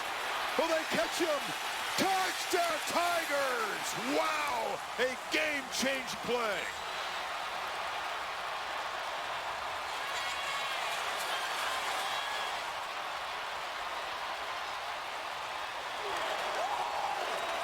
"67 yards. Proctor had a chance to stop him, but the big fella got out and galloped all the way home." What a call by Clemson. Again, utilizing the legs of Trevor Lawrence in that backfield. You expect ETN to be carrying the ball tonight. Instead, it's Lawrence following the block of the left guard, John Simpson, and it opened up. Talk about a frustrating first half. Kirk throwing the ball. How about this play, though? This is great job of reading this block right here by Trevor Lawrence. Simpson, the left guard. You can see the linebackers. They actually move this way, and now it's up to the free safety, Josh Proctor, to be able to make a play. The eraser, right? You got to make that play. And again, he's 6'6", 220, making those moves in the open field. Heck of a play, and the Tigers are right back in this game. Long run this season. Before that was 28 yards. But it is the 8th rushing touchdown for Trevor. And Clemson within 2, despite being badly outplayed most of this first half. Keep in mind, he got knocked out of this game after that hit. The target call by Sean Wade shown some toughness. We talked about, remember early in the first half, I said, you got to step up. You're undefeated. Need to see this leadership. Need to be that guy. Boy, has he answered the call here for Clemson. And perhaps Wade's targeting play, the helmet-to-helmet hit on Lawrence, will be the pivotal moment tonight. Certainly changed momentum. The play. This is 4th down. This is a gutsy play here, and an unbelievable call to be able to recognize that they had the numbers right. You have to be able to account for that quarterback. Ohio State's defense is built to stop the run. And Clemson knew coming into tonight, Trevor Lawrence would have to be involved in this running game, and he most certainly has up to this point, 9 times and 89 yards. Now the Tiger bench really up, jumping around, the crowd making noise. Momentum has been seized. And the folks in orange and white, Teague spun down, and now it's just Ohio State trying to get to the locker room with the lead. And that was Sweeney sprinting down and call another timeout. You talked about the final few minutes of the first half and the beginning of the second half, and Dabo Swinney getting his team to really respond here at the end. Got to give his defense and Brent Venables a lot of credit, because this game was lopsided. It was going in a very bad direction for the Tigers, but Ohio State had 3 drives inside the 16-yard line and came away with 3 field goals. So they've kept them in this game and given Lawrence and the offense a chance to strike back and make this a ball game. They were so dominant early, moving the ball up and down the field, but you just wondered, against a team as explosive as Clemson, you don't take the opportunities, and they prove to be crucial. Now, they can obviously run out the remainder of this clock if they chooses to just run the ball. By calling the timeout, it's kind of forcing their hand. So they do throw it, you don't get a completion. Yep. Force Ohio State to have to punt the ball here before the break. But really, from that targeting call, the pass interference call, boom, this game has flipped. Dobbins has not returned to the game. It's still Teague. They fake it to him, and Fields, with that aggressive approach from Day, looking to throw, delivers over the middle into traffic. Couldn't find K.J. Hill. There were a bunch of Tigers surrounding the senior. Well, he had K.J. Hill earlier over the middle of the field. He'll be coming from your right. He's looking to his left. Watch K.J. Hill work his way into the middle of that defense. Right there, right there, right there. He ends up throwing it late. Just isn't able to locate him. Once he broke free, he's looking to his left. The interesting decision now for Day. Do you try to throw, make the first down, but perhaps if you don't complete it, give Clemson some time to work with here.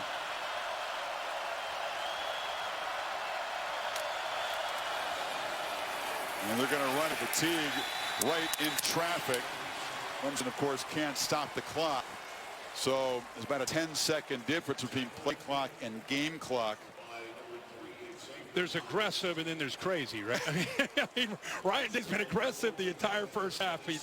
With Clemson out timeouts and having the momentum, you know, he has to run the ball there and work this clock down.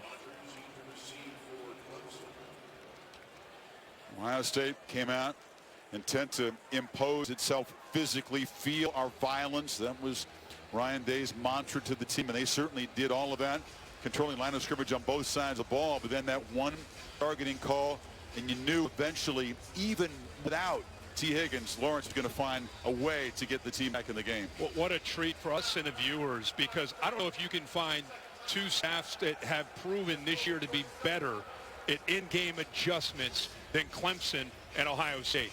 And now here we are at a 2-point game, and these staffs are going to go into this locker room, and they're going to have to try to make their adjustments and talk about what's working, what's not working, and it's going to be a treat to see how this plays out. Clemson will get the ball again in the second half. What's your sense of the message that Jeff Haflin will deliver to his defense? They were so aggressive early. Now you give up. The last thing you expect is Lawrence is going to run 67 yards for a touchdown. Yeah, I mean, they obviously came in maybe thinking that Lawrence might be somewhat of a factor in the running game. Now, clearly, he has been involved a lot, and that's the adjustment. They're going to have to account for QB run and keep doing what they're doing. You just got to execute. They've been playing great for a quarter and a half. They're not going to lose their aggressive approach at all. Chrisman, they came after him. He gets the punt away, and with no returner back there, it'll just bounce and be down at the 23-yard line with 4 seconds before halftime. Capital One rewarding performance. Takes a look at the evening of Trevor Lawrence, and he's had to show toughness. Well, all the attributes, not enough is said about this, but Wade delivers the shot, gets himself ejected from the game. Lawrence returns after missing one play. You can see the look on it. You can see the look on his face, Chris. It was not pleasant, but after that one play, he comes right back in and eventually leads them to a touchdown where ETN scores, and it comes back the next possession and shows you the kind of speed he has and the toughness that he has to be able to be a leader of this team. Remember, he's undefeated as a quarterback. He's a winner. Hasn't lost a game since November 2017, a Georgia playoff shocking loss. Buckeyes rolled with a 16-0 lead. Clemson claims momentum, and the lead is just 2 at halftime. Go to Tom Rinaldi with Ryan Day. Chris, thank you very much. Half you were dominating, up 16-0 in the final minutes run. What changed? Well, we got a couple things that really, the catch in the end zone, that's a touchdown. We didn't score in the red zone.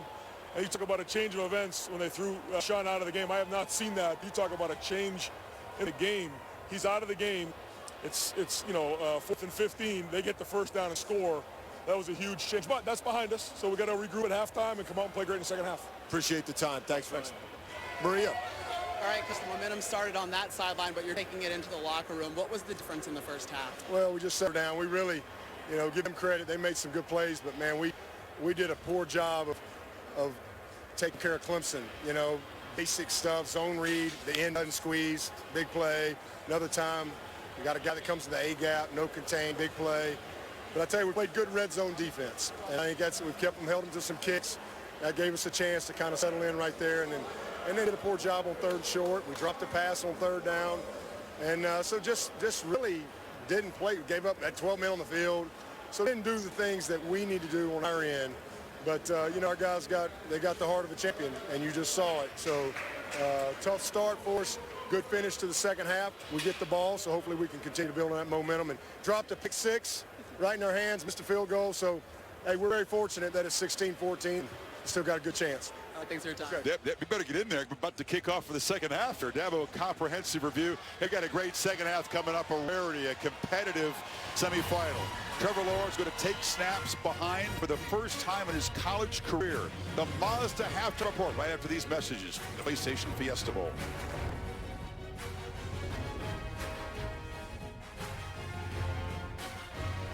Check this out! Get all three for just $12.99 a month. The undefeated Buckeyes, the undefeated Tigers for a slot in the championship game. Dobbins up to the races. 68-yard lightning strike. Touchdown Tigers! A game-changing play.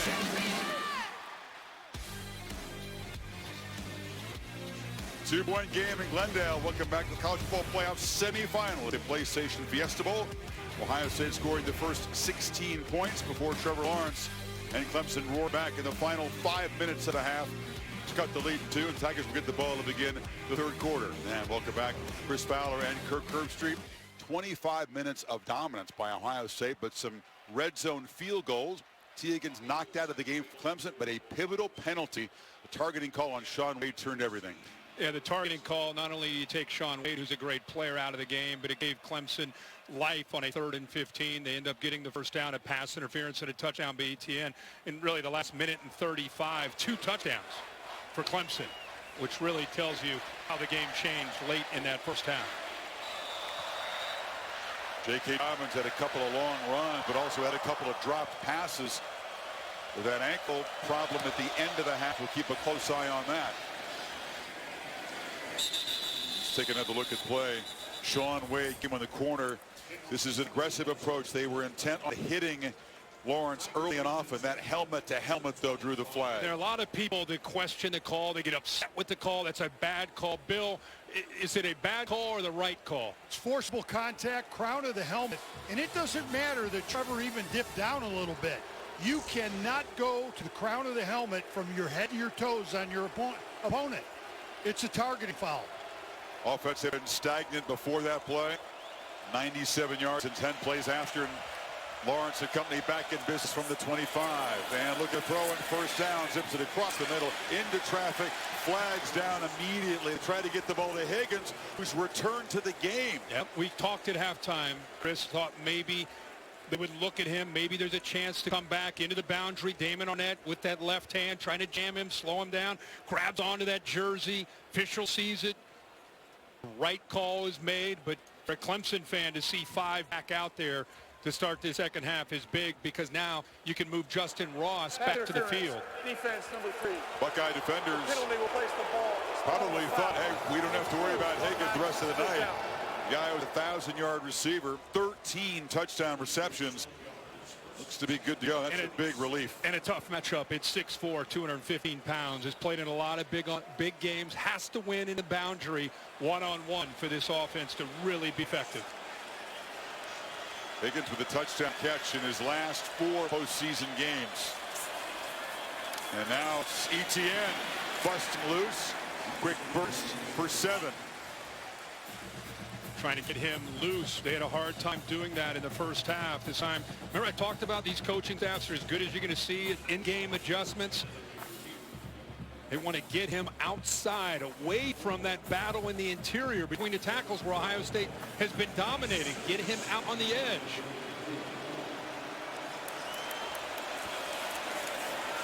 And Lawrence loops his sidelines. Higgins couldn't come up with it. We'd wondered what would it be like and how would he respond if for the first time in his college career Lawrence is going to have to play from behind, trailing in the second half. We're about to see that. Yeah, we sure are. And I think one of the adjustments that Jeff Hafley made, speaking of adjustments, is getting those corners up tighter, jamming T. Higgins, trying to disrupt the timing.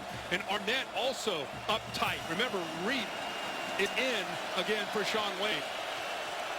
3rd and 3. Higgins working against Okudah. couple of future first-rounders, but that time Higgins back in the game dropped it, and Lawrence was hit again after the throw. Yeah, he sure was. Ohio State brought some pressure, but that's a ball T. Higgins obviously would normally catch. It's a jam and then bail by Okuda. Ball off the hands, thrown to the outside where Higgins can make a play on it. Talking about two future first-rounders going head-to-head. And I think the tight end 25 chalk, his route may have got into the vision of T. Higgins trying to find the ball coming out of the hands of Lawrence. It was tough. Borland, who kind of rolled up his back, hitting the lower leg of Lawrence.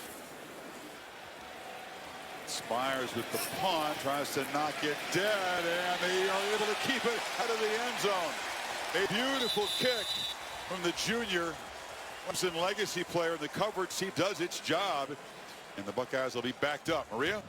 Well, we checked in with Clemson officials at halftime, and we're told that T. Higgins was never officially ruled out of this game. Now, in the first half, we saw that he did not have his helmet on the sideline. Spent a lot of time with head athletic trainer Danny Bull, just talking with him, and obviously after further diagnosis in the locker room, he was allowed to come back in this game. Now over to Tom Rinaldi with more on the Buckeyes. Well, Maria, talking to Tony Alford, the running backs coach for the Buckeyes, and with Ryan Day, they said J.K. Dobbins is good go despite being banged up at the end of that first half. That left ankle now taped. As for Wade being out due to the targeting call that we talked about, Amir Reep is going to have to fill in. Ryan Day said we have a lot of confidence in him. He played a lot. He's going to have to play some more. Fields thrown from his end zone, completes the pass to Victor. He's got first down across the 15. And again, Ryan Day, he is not going to change. Tommy asked him coming off, what do you need to do? And he basically was saying, let's just keep doing the same thing. You got to execute better. But Dobbins is down. He is. Dobbins is in the opposite side of the field from where the play is. You can see the heavy tape on the left ankle that Tom talked about. Let's take a look at what happened on this play. Just nobody touches him. He tried to, first time he probably had to move his body that way and felt something clearly that was not allowing him to continue, and he's walking off the field right now in the opposite direction of the bench in the locker room. Yeah, he's going right to the nearest tunnel, it appears, and the man who exploded for two long runs in the first half but had a chance of pass receptions to have build the lead. This is an awful sight for Ohio State fans. Yeah, Sean Wade already out. Now you lose potentially J.K. Dobbins, who is a superstar for this offense. Master Teague now steps in. Being a freshman from Tennessee, averaged more than 6 per carry this season. He's no slouch, but he's no J.K. More of a physical runner. Nothing there on first down. What you lose is that ability to explode. You saw that in the first half with J.K. Dobbins. He can hit a crease and immediately have that acceleration to get into that second, third level of a defense. You lose that now. Teague's a good back, but not the same at this stage of his career as Dobbins. Field sets up, delivers it straight to Hill, makes a sliding catch out near the 40. Another accurate throw from Field. Yeah, he has to squeeze this in behind a safety who's cheating up, finds that spot right in the zone, right behind him, and K.J. Hill does a nice job where Fields throws him open into the hole in the zone. 22-yard pickup, and now looking to throw again on first down. It's a sideline route, and Olave goes up. High points the ball, and they'll move to 6 again, the ball at midfield. And a really good job by this offensive line communicating and giving Fields time to throw. You talk to anybody when it comes to defending, going against Clemson's defense, it's can your offensive line communicate, pick up the exotic blitzes and pressures that Venables will throw at you. They've been holding their own so far most of this game. Wisconsin's defense had some success confusing him, pressuring him in the first half. As Dobbins makes the long walk to the locker room, and Teague filling in for him, gets the handoff and is going to be, well, wrestled down after a very hard-earned 1-yard gain. And that's what I'm talking about. You can see how physical the runner he is. He ran out of a couple tackles there. Skalski looked like he had him wrapped up. Isaiah Simmons, Nolan Turner came in there. So while you lose that ability to accelerate, you do pick up a guy that can bounce off of some would-be tacklers. Look at Dobbins.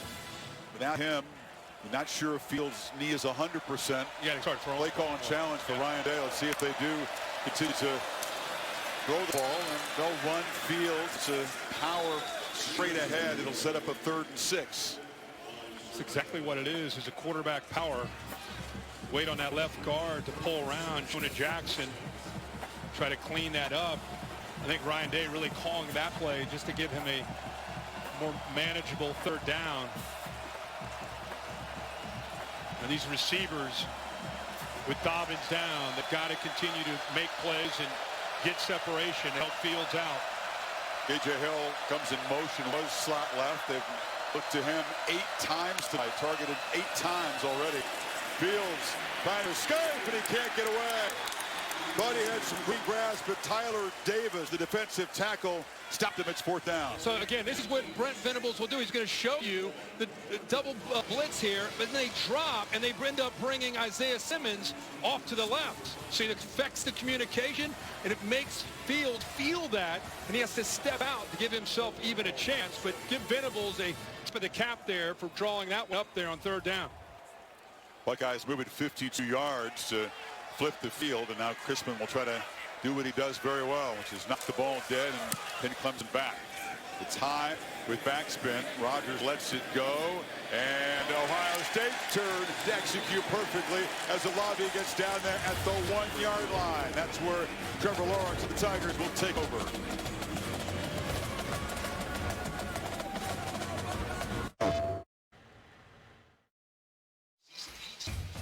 Particularly the PlayStation player impact ratings.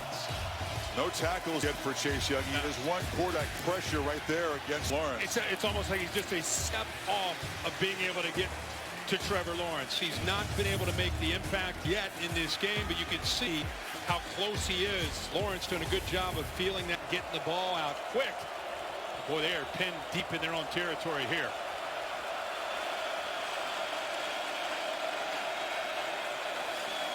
Lawrence from deep in his end zone takes a deep shot downfield, looking for Ross. Okuda, no way.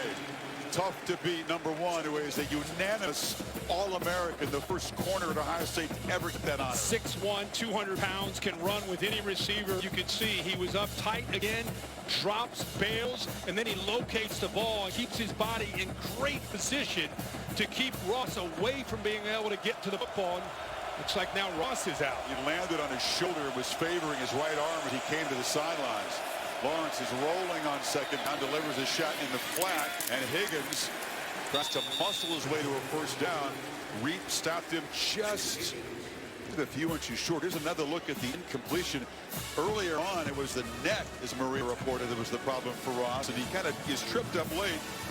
Hands on his shoulder. Didn't look like a lot there, but came up to the field with that right arm hanging at his side. Kind of another one of those fluke injuries, very similar to T. Higgins. By the way, can't really predict that he would go down from that fall. Higgins showed his physicality and made the 1st down there, so the Tigers some breathing room. Another short throw and catch, and Higgins this time will be corralled very quickly there by Okuda. You know, with Tony Elliott and Jeff Scott calling plays for Clemson, that's usually how they attack. Is they want to stretch you sideline to sideline with a lot of quick throws and a lot of times ETN outside runs, and then stretch you vertically with some shots. But Ross continues to be looked at, and then also run the ball. So it's just a combination of things. They've really yet to get that all going.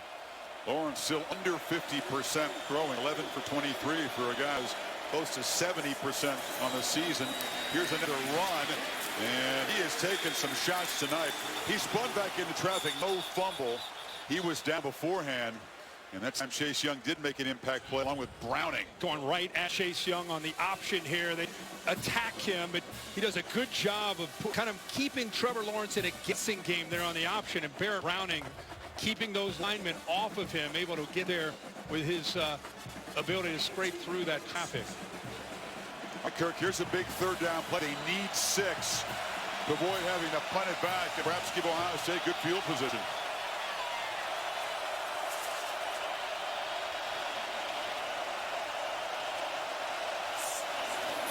From the pocket, Lawrence has protection, looking downfield, trying to get it to Amari Rogers.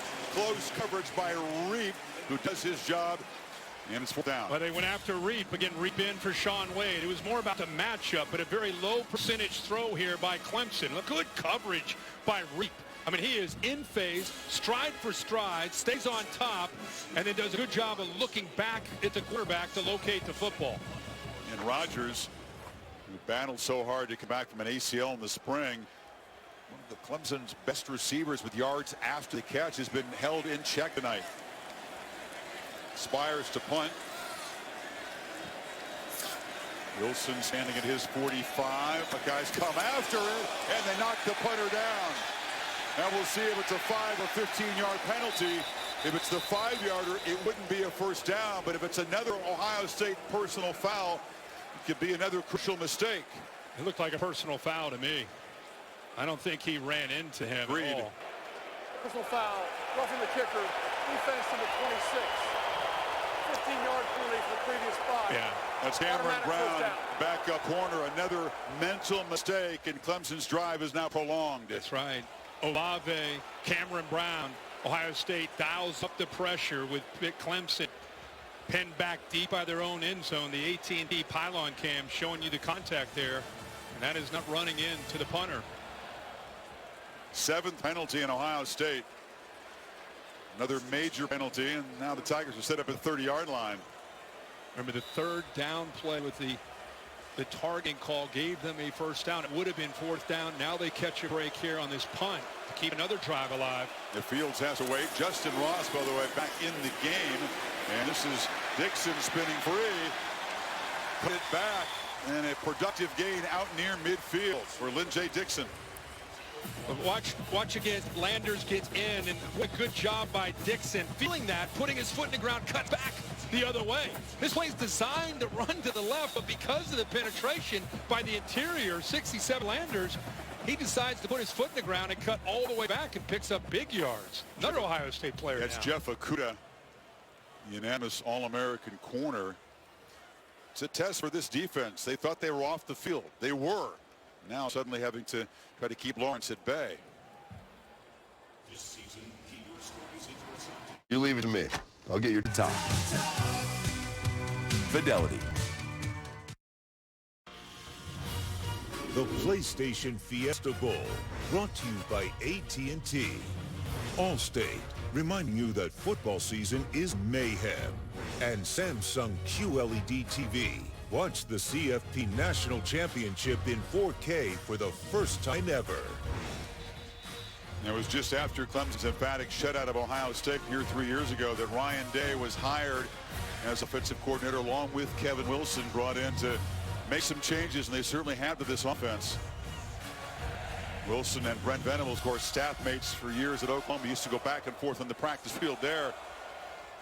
Good news is that J.K. Dobbins came running out and was testing that ankle on the sidelines at the timeout. Kuda is out. We'll see how long he is out. Looked really almost like he was cramping. So it's Cameron Brown, Kirk, on T. Higgins on the far side of the formation. Ross split wide left. He looked left, flip back in traffic. Etienne, who's the tackle. Etienne in the secondary, knifing to the end zone. Tigers take the lead.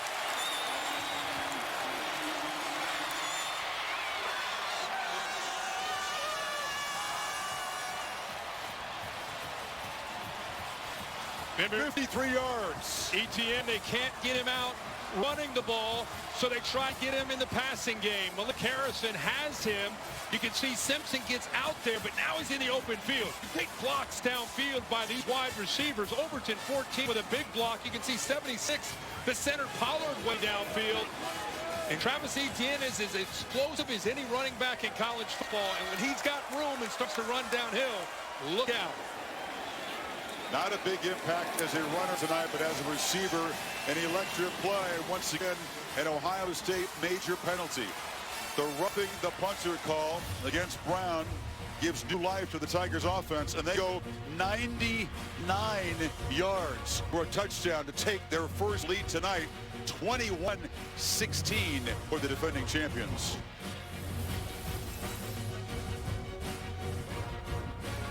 Online or ask your dental professional about Waterpik Sonic Fusion. All season long, Curtis Wilson crisscrossing the country, the All-State bus.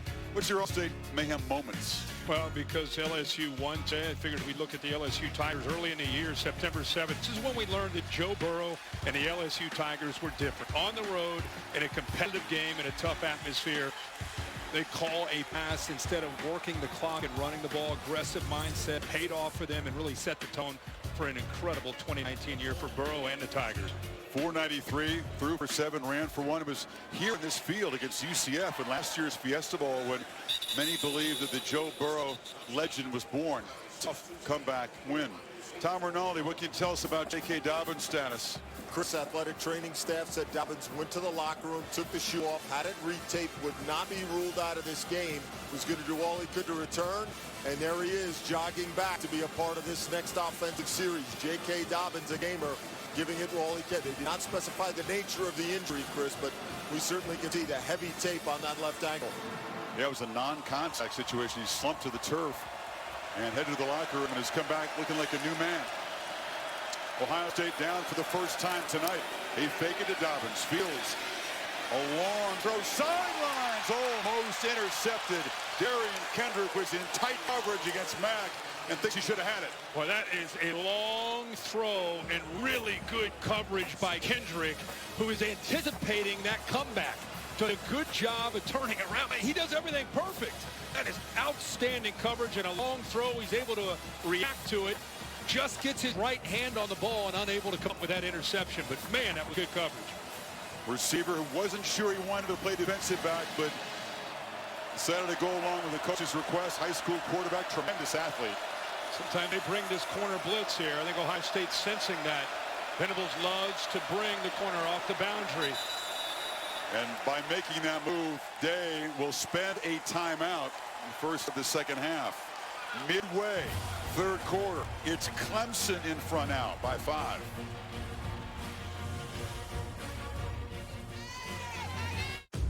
Little as a minute, right in the wallet app. College Football Playoff National Championship Trophy presented by Dr. Pepper. Clemson's got a couple of them, trying to make it 3 in 4 years, which would be truly astounding. A lot of work to be done, though. Ohio State taking over at the 25. Behind suddenly. What was Ohio State doing in the first half that gave Clemson trouble? Attacking, tempo, getting them on their heels. We've not seen that in the last 3 or 4 possessions. Until they get a first down, it's hard to create that tempo.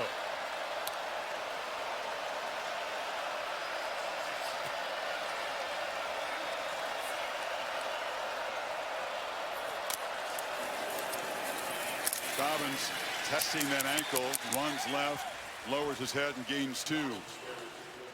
They are really attacking the line of scrimmage right now. I think they're feeling confident about the matchup on the outside. Terrell on one side, Kendrick on the other, frees up their safeties and backers to try to attack downhill, especially on early downs. And then it gets Venables to third down where he gets creative and tries to affect the O-line, the quarterback.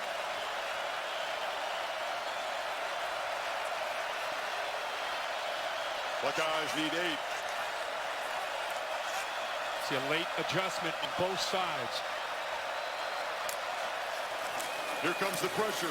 Fields. He'll be swarmed and sacked. Balin Spector, the backup linebacker, made the play. It's 4th down. And we keep talking about how confusing this is. You're going to get pressure from the outside. You're going to get pressure here, and you're going to get pressure delayed here. Watch how this comes around. See, the linebacker frees up that time. Spector, who's a great athlete, and he knows on 3rd and long he's got a chance to get to the quarterback, and that time they do. First sack of the year for Spector. Fields had no chance. He came around the offensive lineman and was in his face suddenly. Ohio State, last 4 possessions, 4 punts, 3 and outs. Rogers slipped a tackle, and he do so again. Now he'll be dragged down at the 27-yard line. NFC's Wild Card Weekend begins Saturday, January 4th. We'll broadcast our Wild Card game simultaneously on ABC and ESPN for the 5th straight year. Matchup, day and time of the game, that's going to be determined after this weekend's games. Also, it'll be on the ESPN app. Just want to wish Mike Vrabel, former Ohio State Buckeye, current head coach of the Tennessee Titans, all the best. They have a big game this weekend. It's the Houston Texans. They win that game, they secure a spot in the wild card. The Tigers now trying to build on the lead. They give to the touchdown scorer Etienne, who runs sideways, but Browning wouldn't let him get the corner. Gain is 1. Boy, Baron Browning he's had a remarkable year. A highly talented linebacker, came in the first couple years, not able to really get on the field much. This year in his new system, he has flourished. Just seems like he's been freed up, making a lot of plays like that, sideline to sideline, with tremendous speed and instincts. Buckeyes' best DB, Jeff Okudah, is back in the game now. Right there, backing out. On 2nd and 9, Lawrence gets away from the pressure from it, but he'll be dropped. Davon Hamilton, the man teammates call the Hulk, made the sack. Well, he has had a great year himself on the interior. You know, you always get caught up in watching this, but he goes around Carman, and it frees up the interior to eventually get there. Carman does a good job of forcing Chase Young to the outside, but the push in the middle and good coverage downfield. Eventually, the big fella, Davon Hamilton, gets home. He looks like the Hulk, doesn't he? He does. But he moves quick. 310 pounds out of Pickerington, Ohio. Now Young hoping to make his first impact play, knocking down the quarterback in that three-point stance on 3rd and 19. Lawrence. Young was getting close, and the pass is complete and fumble. And the Buckeyes pick it up. And barreling into the end zone is Jordan Fuller. They called it a catch and a fumble and a swoop and score. That'll be reviewed, but a potential game-changing play for the Scarlet and Gray now. The one question is, was he bobbling the ball is the one question. That's what they're going to probably take a peek at. Was he bobbling this football, or did he have possession? Okudah, tight coverage. Ooh, I don't know. Boy, he's holding on to that football. He has possession of that ball. That's a catch. On the field with a catch, a fumble, and return for a touchdown. The previous play is under review. I think he had it long enough. I agree. And Okudah getting that long arm out there. That's why he's frustrated he didn't win the Thorpe Award. He felt he was the best defensive back in the country this year. Absolutely, and he's very deserving to think that. How about the long arms? We talked all week, the matchup, the Ohio State corners against the Clemson wide receivers and the length. Okudah knocks that ball loose, and the safety, Jordan Fuller, right there to pick it up the touchdown. Here's real speed to give you an idea what they're looking at. Because the ball wasn't bobbled, that's a possession and a fumble in my mind, Bill. I'm going to respectfully disagree with you. He did not have time to make football move. When we look at these things in slow motion, you can make anything look like a catch. Yeah. At regular speed, he did not finish the process of catch. I have an incomplete. Viewers always confuse a football move. Yeah, what is a football move? With the ball. I want to see him turn upfield, take some steps. I want to see him dive. I don't see enough on this turn. When he's hitting, the ball comes out. I have an incomplete pass. Let's look at this view right here. Boy, I'm glad I'm not in that replay booth making that call. Well, I don't know how you guys do it.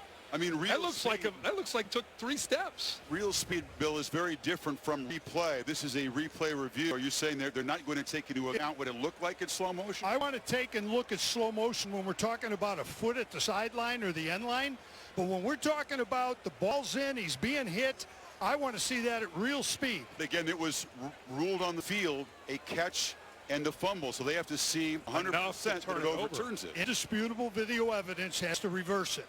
What a massive review for this SEC crew. Gerald Hodges and 3 folks in the replay center. After further review, the pass is incomplete. Therefore, it will be 4th and 19 at the 20-yard line. They agree with you, and a massive overturn here. Bill, good call there. I thought, you look at it again in real speed. Bill makes a lot of great points.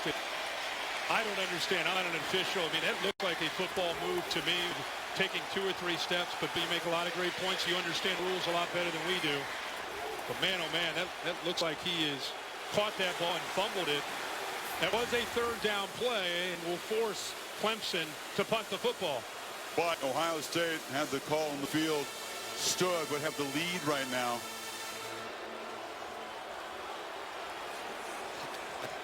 I bet they don't come after this punt. They roughed Spires the last time. They peeled back, and Wilson will have a go. No fair catch. And dances around a short return to the 46.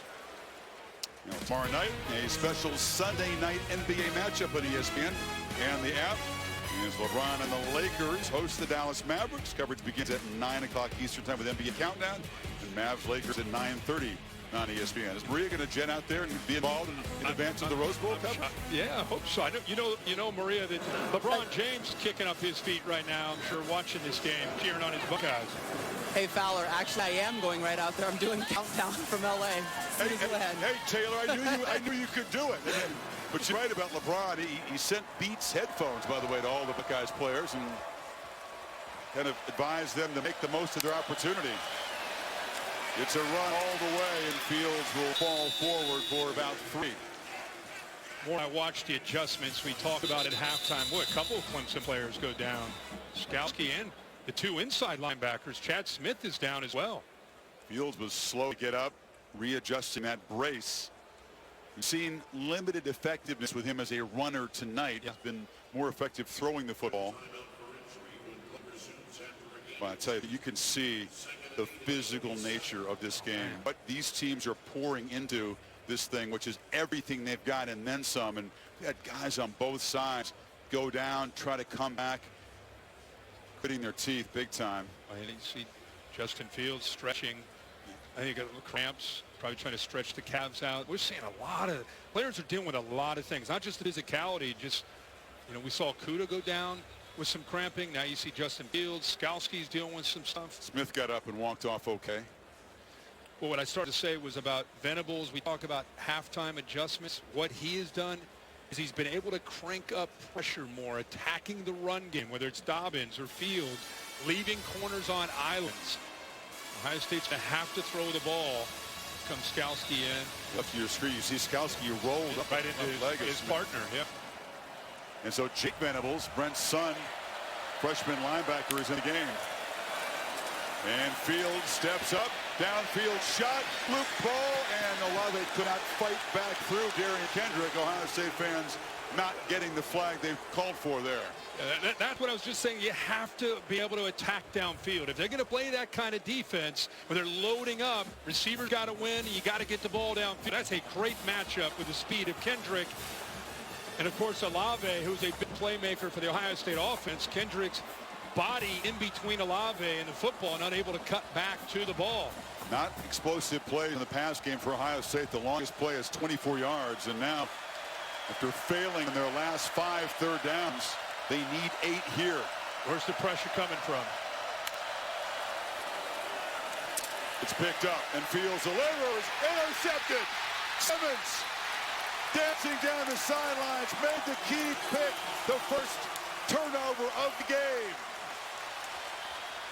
The All-American Butkus Award winner. This is what makes Isaiah Simmons so good, is his range. He plays so many different positions. He's sitting way back here, and eventually he's able to get back into coverage. You'll see a corner blitz come from over here, which is picked up. But watch 11 go to the middle, work his way, follow the quarterback's eyes, and then use that speed and closing speed to make the interception for the Clemson defense. Eyes it, sees it, feels it, steps in front for the pick. And Simmons, who was the 451st ranked recruit when he came out of Kansas, recruited personally by Brent Venables, has been making plays like that all year for the Tigers defense.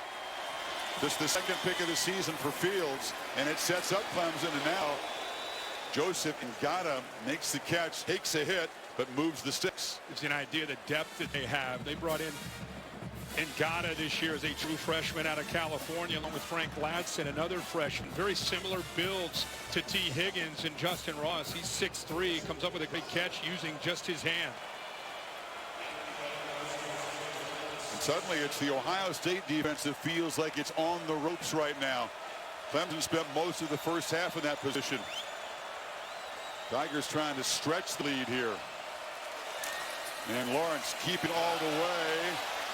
Makes a little inside move and gets the corner and runs away from Harrison and scoots for a nice gain into Buckeye territory. That's how they took advantage of Chase Young's aggressive nature to try to rush the quarterback. He tried to get upfield and close, and nobody blocks him. Eventually, Cervinka does, but by then, Trevor Lawrence was able to just get outside of Chase Young, who lost contain there. Lawrence, who had the 67-yard touchdown run, is approaching 100 yards on the ground tonight. 86.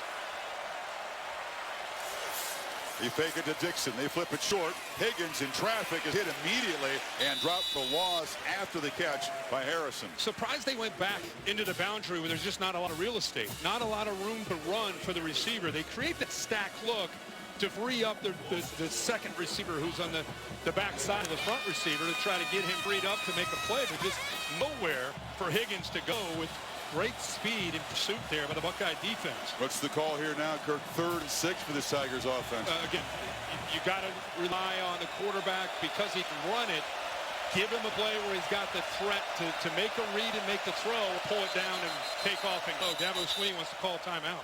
Had 3 receivers bunched to the right, but the play clock was winding down, and Dabo's sensing the importance of this 3rd down. Again, they've got the Ohio State defense sort of on their heels, and Clemson chance to stretch the lead. 21 unanswered points here, and you just had a feeling that the red zone opportunities where the Tigers defense stepped up, forced field goals was going to be a huge role, and then of course penalties have played a massive role for Ohio State. And you get to this point in the season, and it's a big-time playoff game with so much at stake.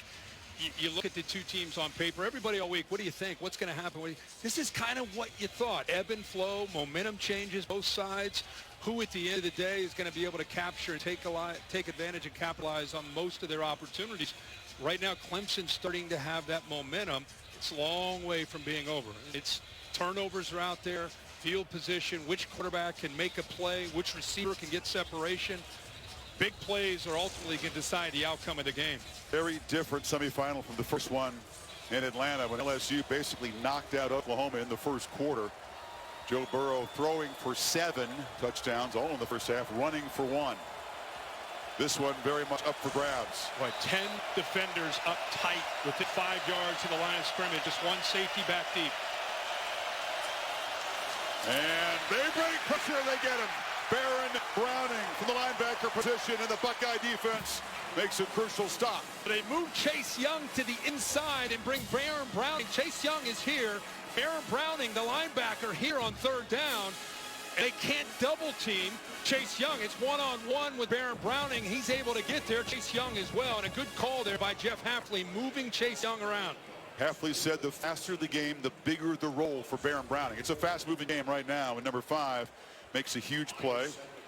3rd sack for the Ohio State defense, adding to their impressive total. Wilson waiting the punt as Spires rolls out and kicks it rugby style, and it's a dangerous play. The freshman fielding it on the hop up near his head, knocked out of bounds at the 15-yard line. Of course, all season long, for every field goal and PAT, All-State makes a contribution to the university's general scholarship fund. Thank you, All-States. So the Ohio State offense, which has been frustrated, and you pointed out, Kirk, unable to recreate that tempo and the aggression we saw in the first 25 minutes of the game. You know, I know you love the Australian style punting. I thought he might take off there. The Ohio State punt coverage team, watch them. They kind of start to run and take off. Look at the room that he has. I thought he was maybe thinking about taking off and running. Had he, would have made the first down. He would have had a shot. So Fields needs a spark here. Finds Matt in the flat. It's a short gain out near 25. Kendrick stopped him. Ball underneath. You know, Clemson's been playing a lot tighter with Kendrick and Terrell on their edges. That time with soft coverage, an easy read and throw for Fields. But here comes that tempo. So Fields has to regroup after just his 2nd interception of the season. Finds KJ Hill. The other interception was basically on a trick play that went wrong. So this by far the biggest interception he's thrown in his college career, and must bounce back right here. Yeah, I think you're right. I think it's more about trying to find that rhythm, and a first down helps you be able to do that. Ryan Day, we go back to that chess match with Ryan Day and Brent Venables. He's calling the plays. Dobbs running right, makes a cut, runs out of a tackle, and falls forward for about 5. You can see the difference between he and Master Teague, who came in for him when he went out with that ankle that's taped up. just at such a different level of quickness that the Clemson defense has to deal with. Master Teague has a bright future, just a young player, but Dobbins one of the top backs in the country. Pump fake for Fields, who wanted to look downfield, checks it downhill, who is going to step out of bounds short of the marker by about 4 yards. It'll be third down, final 30 seconds of the third quarter. Yeah, Nolan Turner did not catch that bait. He tried to go with a quick pump to K.J. Hill and thought the defense might react up, but Turner stayed back, which is good discipline by him. It forces Fields to just dump it down to K.J. Hill. I mean, they have had pressure dealing with these third downs. All these guys are play on who's coming and who's dropping. Fields and a whistle before the snap. And a false start will back him up. So this will be third now and 9 yards to go. False start. Offense number 17. 5-yard penalty. It remains third down. It's the receiver Olave. Ohio State Kirk just 4 for 13 on third downs. Clemson's made life miserable for opponents all season long. They're one of the best in the country, have been for a number of years with Brent Venables. It's his specialty. He said they work harder on third down than anything during the week to prepare for an opponent. And it changes every week. You can't really get a feel for it because it's a different package every week. And the third long play will be the first play of the final quarter with a spot in the championship game on the line. Clemson leads by 5. You're watching the PlayStation Fiesta Bowl on ESPN.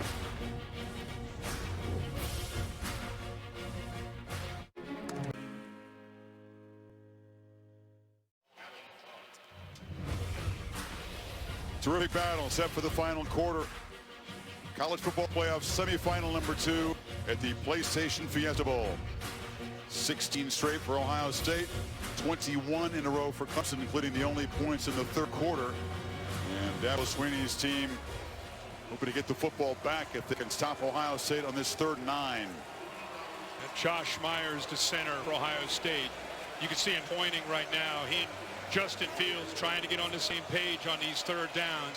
He's ultimately affecting the protection, which way to slide, who they try to account for. It's very challenging when Clemson shows blitz one way. Sometimes they come, sometimes they drop and come from the other direction. We sat down with him the other day, and he said, man, it's like preparing for a final because there's so much to prepare for. If they disagree, the quarterback gets his say of the correct protection, by the way. They're showing blitz right up the A-gap. Right here, Simmons on one side there. Instead, they peel back, and Fields has time. And surveys and dumps it down to Dobbins, who makes the catch and scoots for a first down out near midfield. You know, a great job by the offensive line, not being fooled. Simmons drops out of there. Muse does as well. His eyes affect Muse right here. That makes Muse work to the middle, and then late he comes to the outside. But by looking into the middle of that defense, Tanner Muse reacted to that, opened up the left boundary for the check down there to J.K. Dobbins for the first. Spotted out at the 43. Finally, they convert on third down. There'd been a drought. Fields looking to throw on first down. Here comes the blitz. They can't get him to the ground yet, but then he slips. Instant pressure. Skalski came flying in there. Fields had just a second to regroup, but couldn't get away from Spector and Foster. Yeah, they do a good job of bringing Skalski. Dobbins is trying to find out where to chip, where to help out. And right there, I thought Fields might just take off and go, but the hesitation allows the rest of that defense to be able to corral him. Nice job by Dobbins there. Now Fields got to get out of there. This defense is too fast to wait. You either got to get rid of the ball or take off and go. As you say, take off or just throw it out of bounds. Instead, it's a 5-yard loss. And they come after him again. From the pocket, trying to escape, looking to launch, fires sideline. Nice hands catch made by Victor right at the marker. That's why you do all those drills as a wide receiver. That's what separates great receivers and veteran receivers is ability to use your hands. And with his length, he's able to make that catch. After the first down, they're playing with Temple. Long throw to Matt, who cuts back, takes his shot. And knocked down for 9. They're trying to get that aggressive tempo going. Trying to go tempo. You know what? Venables is not pulling back from his pressure. Blitzed again that time. So it's kind of tempo against tempo. But you notice Ohio State starting to gain some momentum here in the way they're attacking. 2nd and 1. It's Dobbins. He cuts it back and plows for a first down inside the 35. Just for people that understand that when you go tempo like that, not only is it hard to get lined up, you have to communicate the call and make sure everybody is on the same page defensively. And because you're thinking so much, you lose a little bit of that speed and a little bit of that downhill play. On first down, they dump it down to Dobbins. Dobbins against Simmons, who's just able to force him out. That's great athlete versus great athlete. They pick up 7. And Skalski actually has J.K. Dobbins, but because of the way they're blitzing those two inside linebackers, nobody there to pick up J.K. Dobbins, who leaks out of the backfield. We've seen that a couple times now where he's been on this drive, been able to work out of the backfield, and Fields, nobody open downfield, so he's checked down to an open open running back. Buckeyes made subs that allows Clemson to do the same, so both teams kind of taking a breather here as Dobbins limps again. Well, he's leaning out on the field tonight. Teague in the game on 2nd 4. Fake run, looking to throw. No one was open. The Tigers were not fighting. So 3rd down coming up. Yeah, you might be thinking, what the heck is he doing there? He's just trying to sink and show that he is running, trying to get the safeties and the linebackers to bite on that. But Chris, you're right. They sat back, weren't biting that at all. Nobody open. He just throws it away, which is a smart call there. Now they got a shot here on 3rd down and 4. That Dobbins back in the game. Not much rest, right? Looking over there, you got to come back in on a big down. Instead of digging deep on both sides. And it's Dobbins trying to push forward on that Gippy angle. Did not get there. Foster has played a whale of a game, the backup defensive end. And it's 4th down and a long yard. And that's one that Justin Fields would probably love to pull his own read. The end collapsed down. If he pulled that, he walks for a first down. They not hesitating. And on 4th down, Fields again tries to bait the defense. Throws end zone, touchdown, Olave! And OSU reclaims the lead. Well, they got a matchup that they wanted in a gutsy play call by Ryan Day. Nolan Turner, who's a great safety, but he's matched up one-on-one against Ohio State, maybe their best route runner, Chris Olave. It's a mismatch. You can see he gets that separation and a good throw by Fields as he leads him into the end zone, but well-designed play to get Olave matched up against Nolan Turner. Breaks the 21-point run by Clemson, so a hasty decision there to go for it on 4th down. You tell me Day could spot that mismatch right there and make that call that quick? Wow. Incredible. Incredible. I think he saw from earlier formations that he might be able to get this matchup, and you notice they didn't hesitate. That was not a look over. They went quickly, and Ryan Day knew exactly what he wanted. He knows he's got a chance. They give him time to make the throw. He does. The Buckeyes take the lead.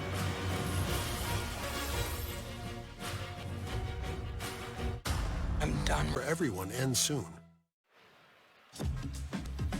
Aerial coverage provided by Goodyear. The best part of every kickoff is the drive that comes next. Go further with Goodyear. More driven. Much like the early touchdown drive, Fields was in a beautiful rhythm on that drive. 8 for 9, 83 yards, a 23-yard strike to Olave on a 4th and 1. They didn't go for 2. Surprising. The PAT to keep the lead at 2. Don't know the reasoning behind that from Ryan Day. And the kickoff is hammered out of the back of the end zone. Another look at the touchdown. Go back to Justin Fields, 4th and 1. Everybody's thinking run. Clemson has 9 guys up here close to the line of scrimmage. But watch the eyes of Justin Fields. He sees the matchup right now. He moves the tight end over Ruckert. Now he knows he's got a matchup with Olave. Patient. It's just a one-on-one matchup. Backyard football. Make the throw. There's no safety there. You got a safety on an island with everybody anticipating a run on 4th and 1 and a great throw, great execution. Saying he's got ice water in the veins. The sophomore, now Lawrence again. And the first time in his career tonight he's had to take snaps as a quarterback behind in the second half. And again he takes off. Almost another huge play. Finally, Fuller able to corral him, but it's a first down across the 40. You know, a lot of people probably watching saying, why aren't they running ETN more? It's because you get numbers. It's an advantage. ETN becomes a blocker, and if Ohio State doesn't bring people down inside the box to defend quarterback run, he has room, and he's a capable runner, as you've seen tonight. 14 rushes at 94 yards. Maybe better than capable. Here he is. Did you think that Lawrence would have more than double the rushing yards compared to Travis Etienne into the fourth quarter. I thought he'd run it about 15 times tonight, but I didn't think he'd have more than Etienne. He takes another hit here. But again, he's showing the toughness to be able to handle that. That time it's Warner who hits him. He gets right back up. Well, keep in mind, man, he's 6'6". He's 220 pounds. He's like, it's hitting a tight end. Added about 15 pounds of muscle, much stronger this year to take hits like that. Look at it throw, fires across the middle. Okudah hook it up. Got that left arm in front of Higgins, and Young knocked down the quarterback that time. Yeah, Young finally gets there, forces the ball out a little bit earlier maybe, but this to matchup. Okudah and those long arms against T. Higgins gets away with a little hold there, but is able to knock that ball away. I was talking to Bill Lamonde. You can grab a jersey as a defender as long as you don't really tug or impede him from running and jumping. That felt like borderline there. And now it sets up 3rd and 9. Chase Young way out here. They bring late pressure, completion to Ross, but they swarm him. He stopped way short of the first down by Josh Proctor, and now it's 4th down. Jeff Hafley rally to the football, leverage the ball, keep everything in front, and make a tackle. There's Ross again, man, who's had a rough night dealing with injuries. Down for the 3rd time. They brought the same blitz that Sean Wade blitzed and got to him and got thrown out for a targeting call. This time it just makes him get the ball out quick. And you can see all those scarlet jerseys rallying to the ball. Yeah, 3 Buckeyes getting Ross to the ground is kind of bent in half. It was a neck, it was a shoulder earlier tonight. All kind of dudes paying the price. John Simpson, the guard, limping around as Ross makes his way to the sideline.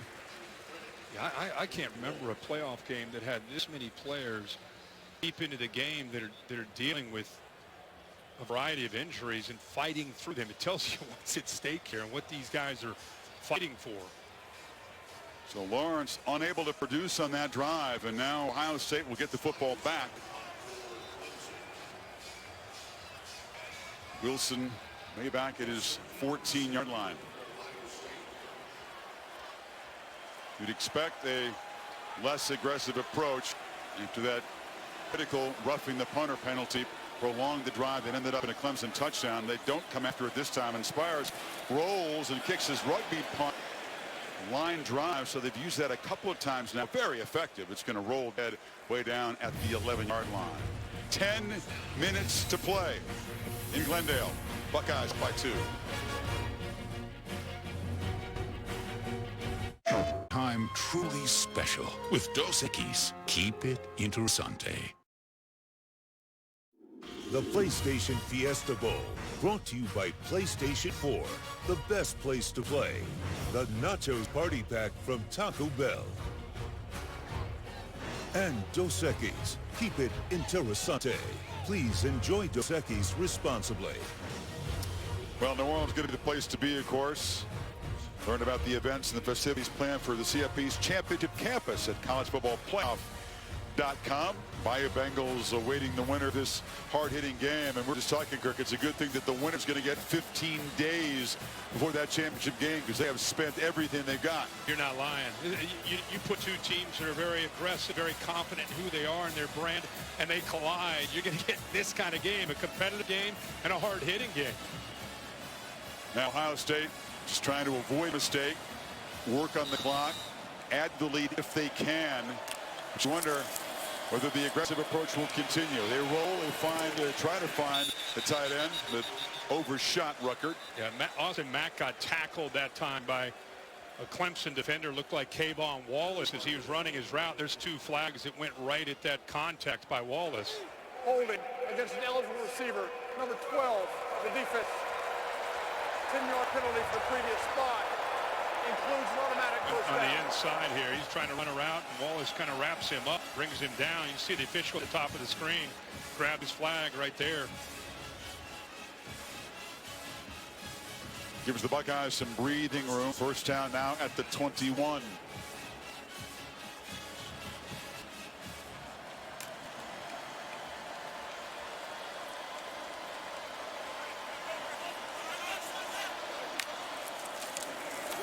Dobbins worms his way, powers his way, muscles his way for a first down. If they continue to run up the middle, that would make Ryan Day very happy in this situation. You go back to your strength, the interior. Great push by that offensive line that time. Good hard running by J.K. Dobbins, especially considering he's dealing with that left ankle. But that was a surge from the middle and a good push for the first down. They fake it to Dobbins. Fields has to elude the rush and can't. And he'll take a huge loss as Kayvon Wall escaped from the safety spot and knocked him down way inside the 20 now. You know, when you bring this many blitzes, you create one-on-one opportunities. Linebackers are blitzing. Wallace is here. He goes up against the tight end, and watch him be able to work off of that tight end attempted block there in pass protection, a MAC protection, and he works off of the tight end Ruckert. All those one-on-one opportunities, someone's bound to get free with all that blitzing. Remember that play, an 11-yard loss on first down. Now Fields looking to take a downfield shot. Olave broke the route off, and it's intercepted by Kendrick. Flags are down as Kendrick weaves his way for a return into Ohio State territory. Still running, and now steps out at the 31. Now we'll check the flag on the far side of the field. He grabbed a hold of you can see Ron Davis right in front of the Ohio State bench. He grabbed a hold of Olave. That's what made Olave quit on the route. Then he saw the football in the air, but this will come back and give Ohio State a first down. Holding against eligible receiver, no one of the defense. 10-yard penalty the previous spot. We've seen Ohio State penalties be important for Clemson. Now a couple of Tigers penalties on this drive. It's a good matchup. Olave scored the last touchdown, and you can see that little stutter and go. He grabs a hold of him. A no-brainer there for the official. A little stutter and go caught Kendrick off guard. All he could do is just grab on there and not give up a potential big play.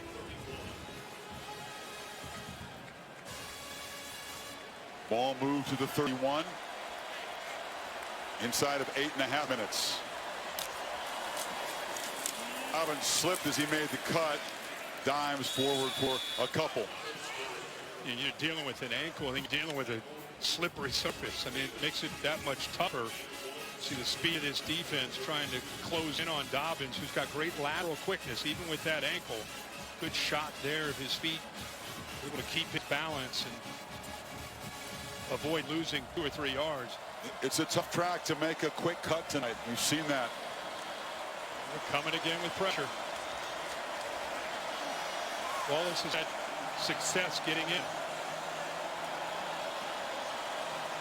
A.J. Hill comes back in motion. They bring the pressure. Fields fires near side, going up and making the catch as Garrett Wilson and the freshman from Austin made a big impact tonight. I'll tell you, you got to be really impressed with any quarterback that faces a Clemson defense. You know you're going to get hit.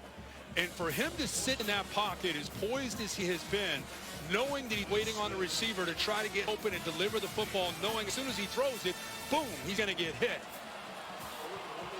3rd and 1.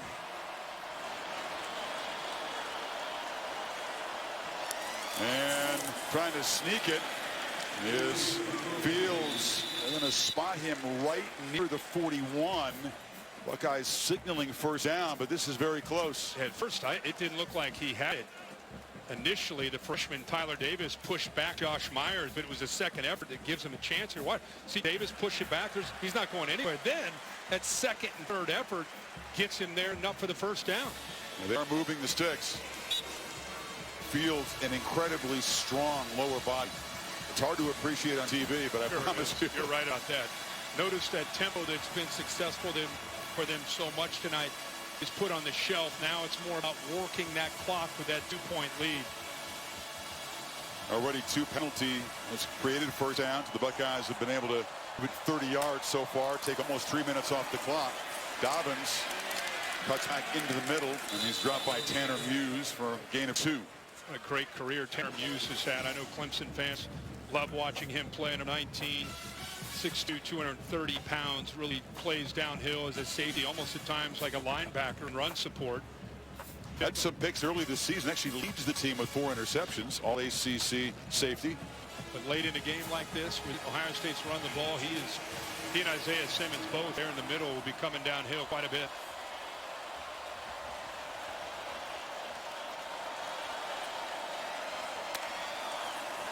Fields fires, catch made, Mack, first down. They'll keep the drive alive and move it to the Tigers 45. Again, good job by Fields. He knows that Tanner Muse is coming from his blind side right there. We just talked about 19. Sits in there, throws the ball accurately, looks to strong side where he knows he has a favorable matchup in zone.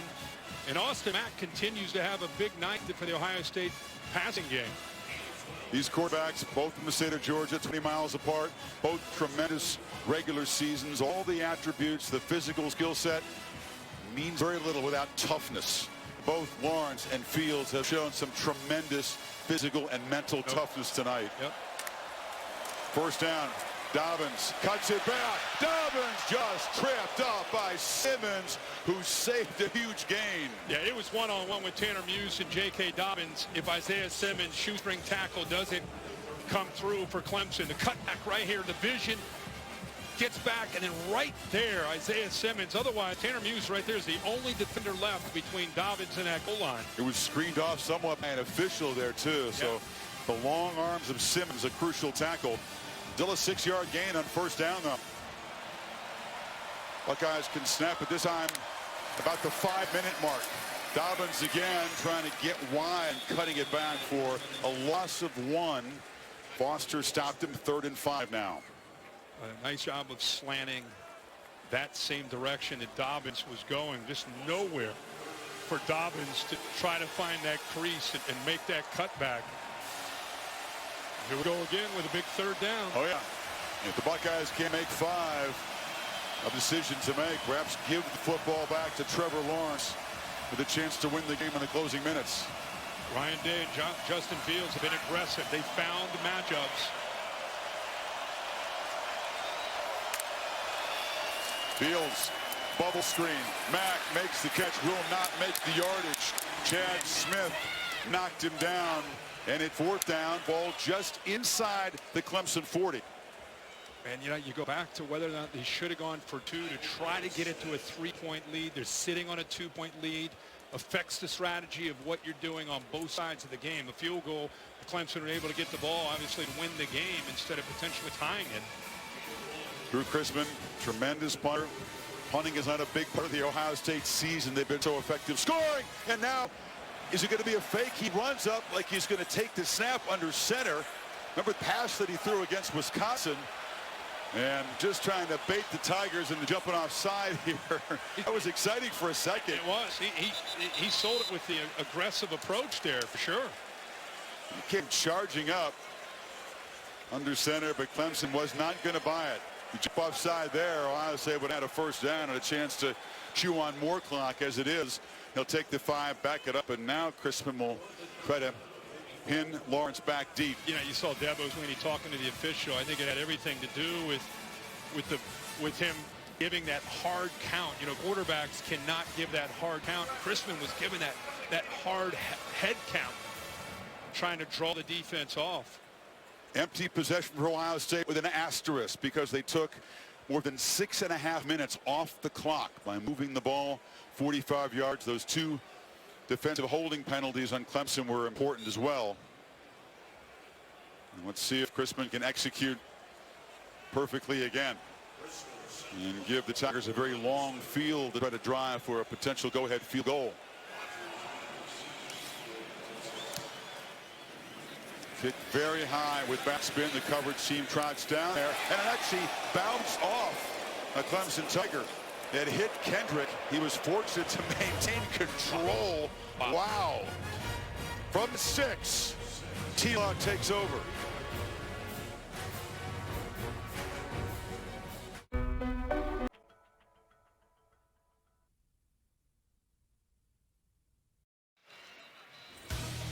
Take a look at AT&T's best performance. Justin Fields has been efficient tonight throwing the football. Yeah, very efficient at times. He's had to keep some plays alive. This gives you an idea really of the night. Watch this to the far right. Vision, recognizing coverage, dropping, comes underneath, patiently reading that coverage.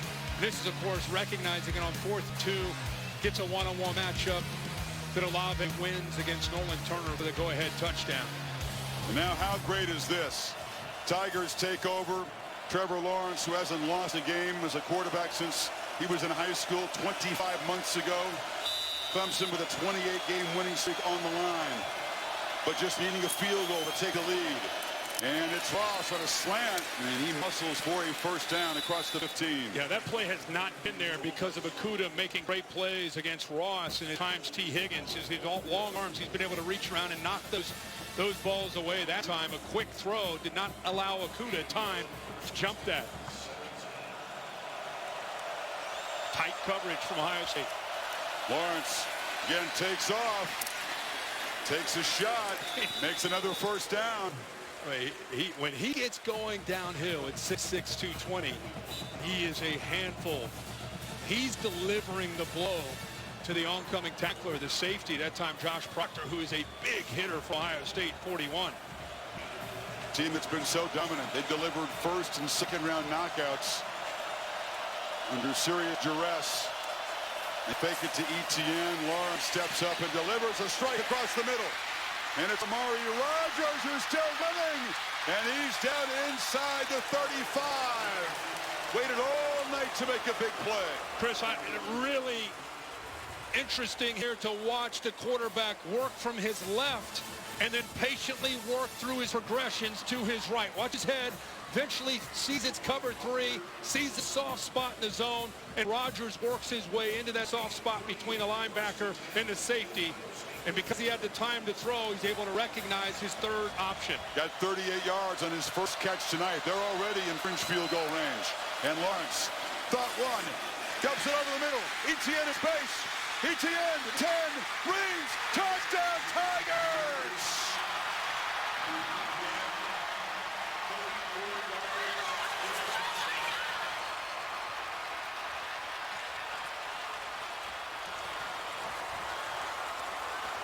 A championship drive from the defending champs. He's been running and running, and what does that do to the linebackers? They're going to come up to stop that quarterback run game. See him up here? Here is Etienne. He just sneaks behind that. Look, well designed, and there's Etienne in the open field again, where he's so dangerous. And unlike Ryan Day, did not go for 2. Dabo Swinney up 4. Has the offense on the field. Now, they weren't quite ready to execute the 2-point conversion. There was some confusion, so they have to spend a timeout. But meanwhile, Travis Etienne has made an impact more as a receiver tonight. His second touchdown as a pass. Can't get him going running the football, so they've had to turn to throwing it to him. And a couple times now, he's been able to get out in space and do damage. But a great call by Clemson at the right time after all the quarterback runs. They hit him with a play action.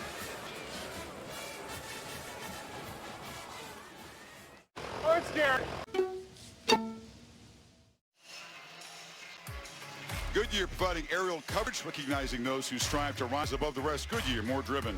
The Ford post-game show coming up, including the trophy presentation here at the PlayStation Fiesta Bowl.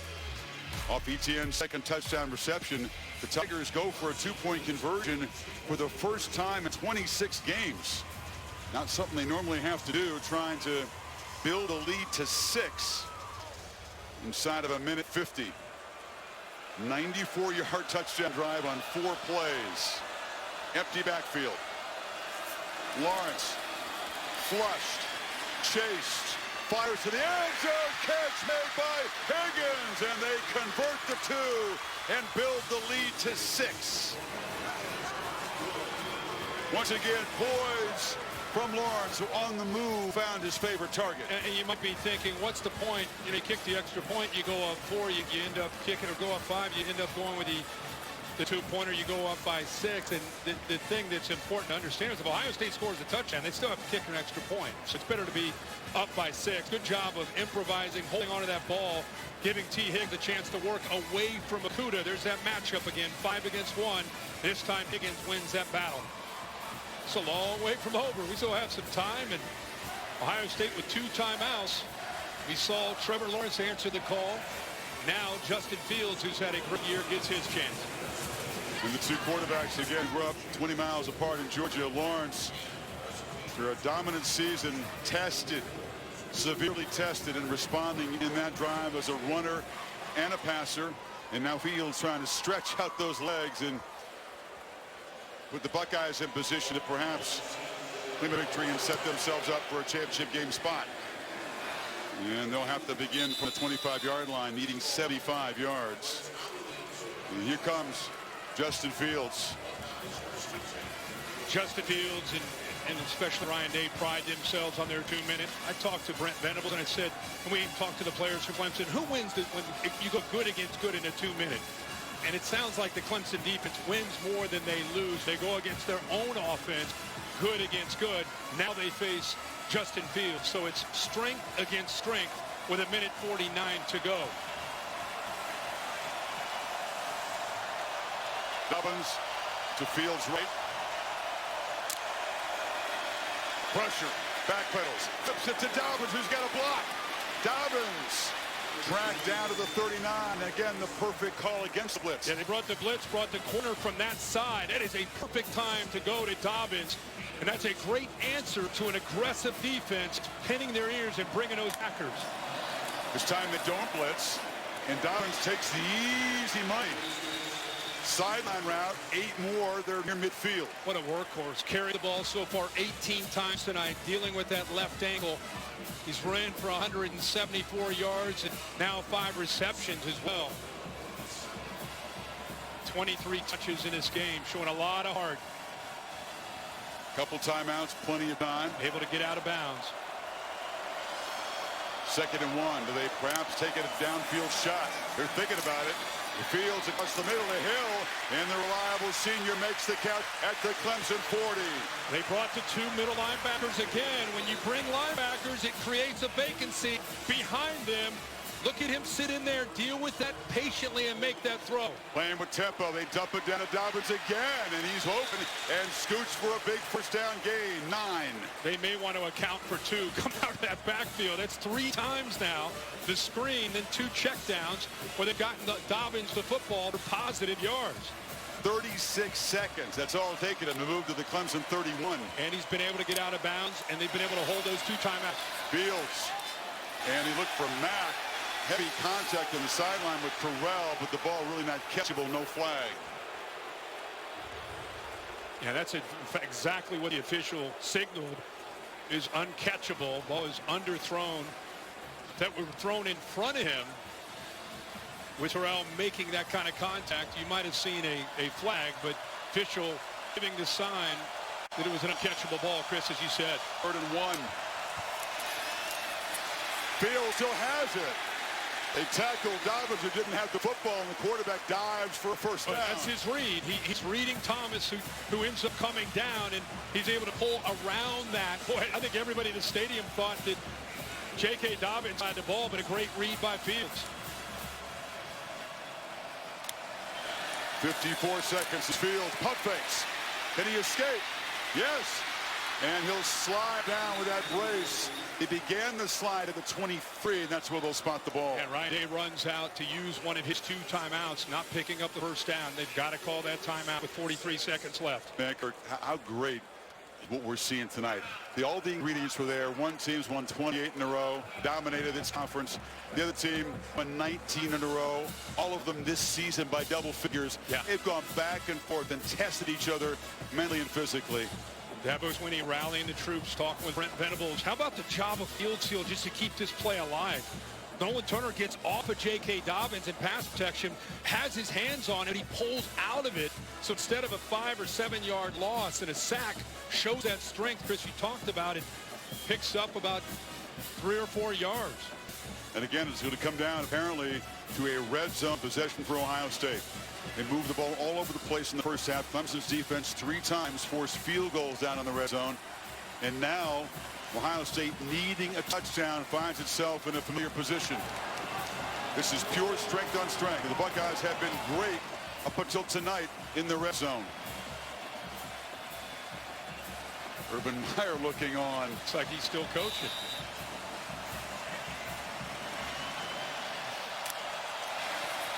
Second down, Fields scans downfield, fires to the end zone. It's intercepted.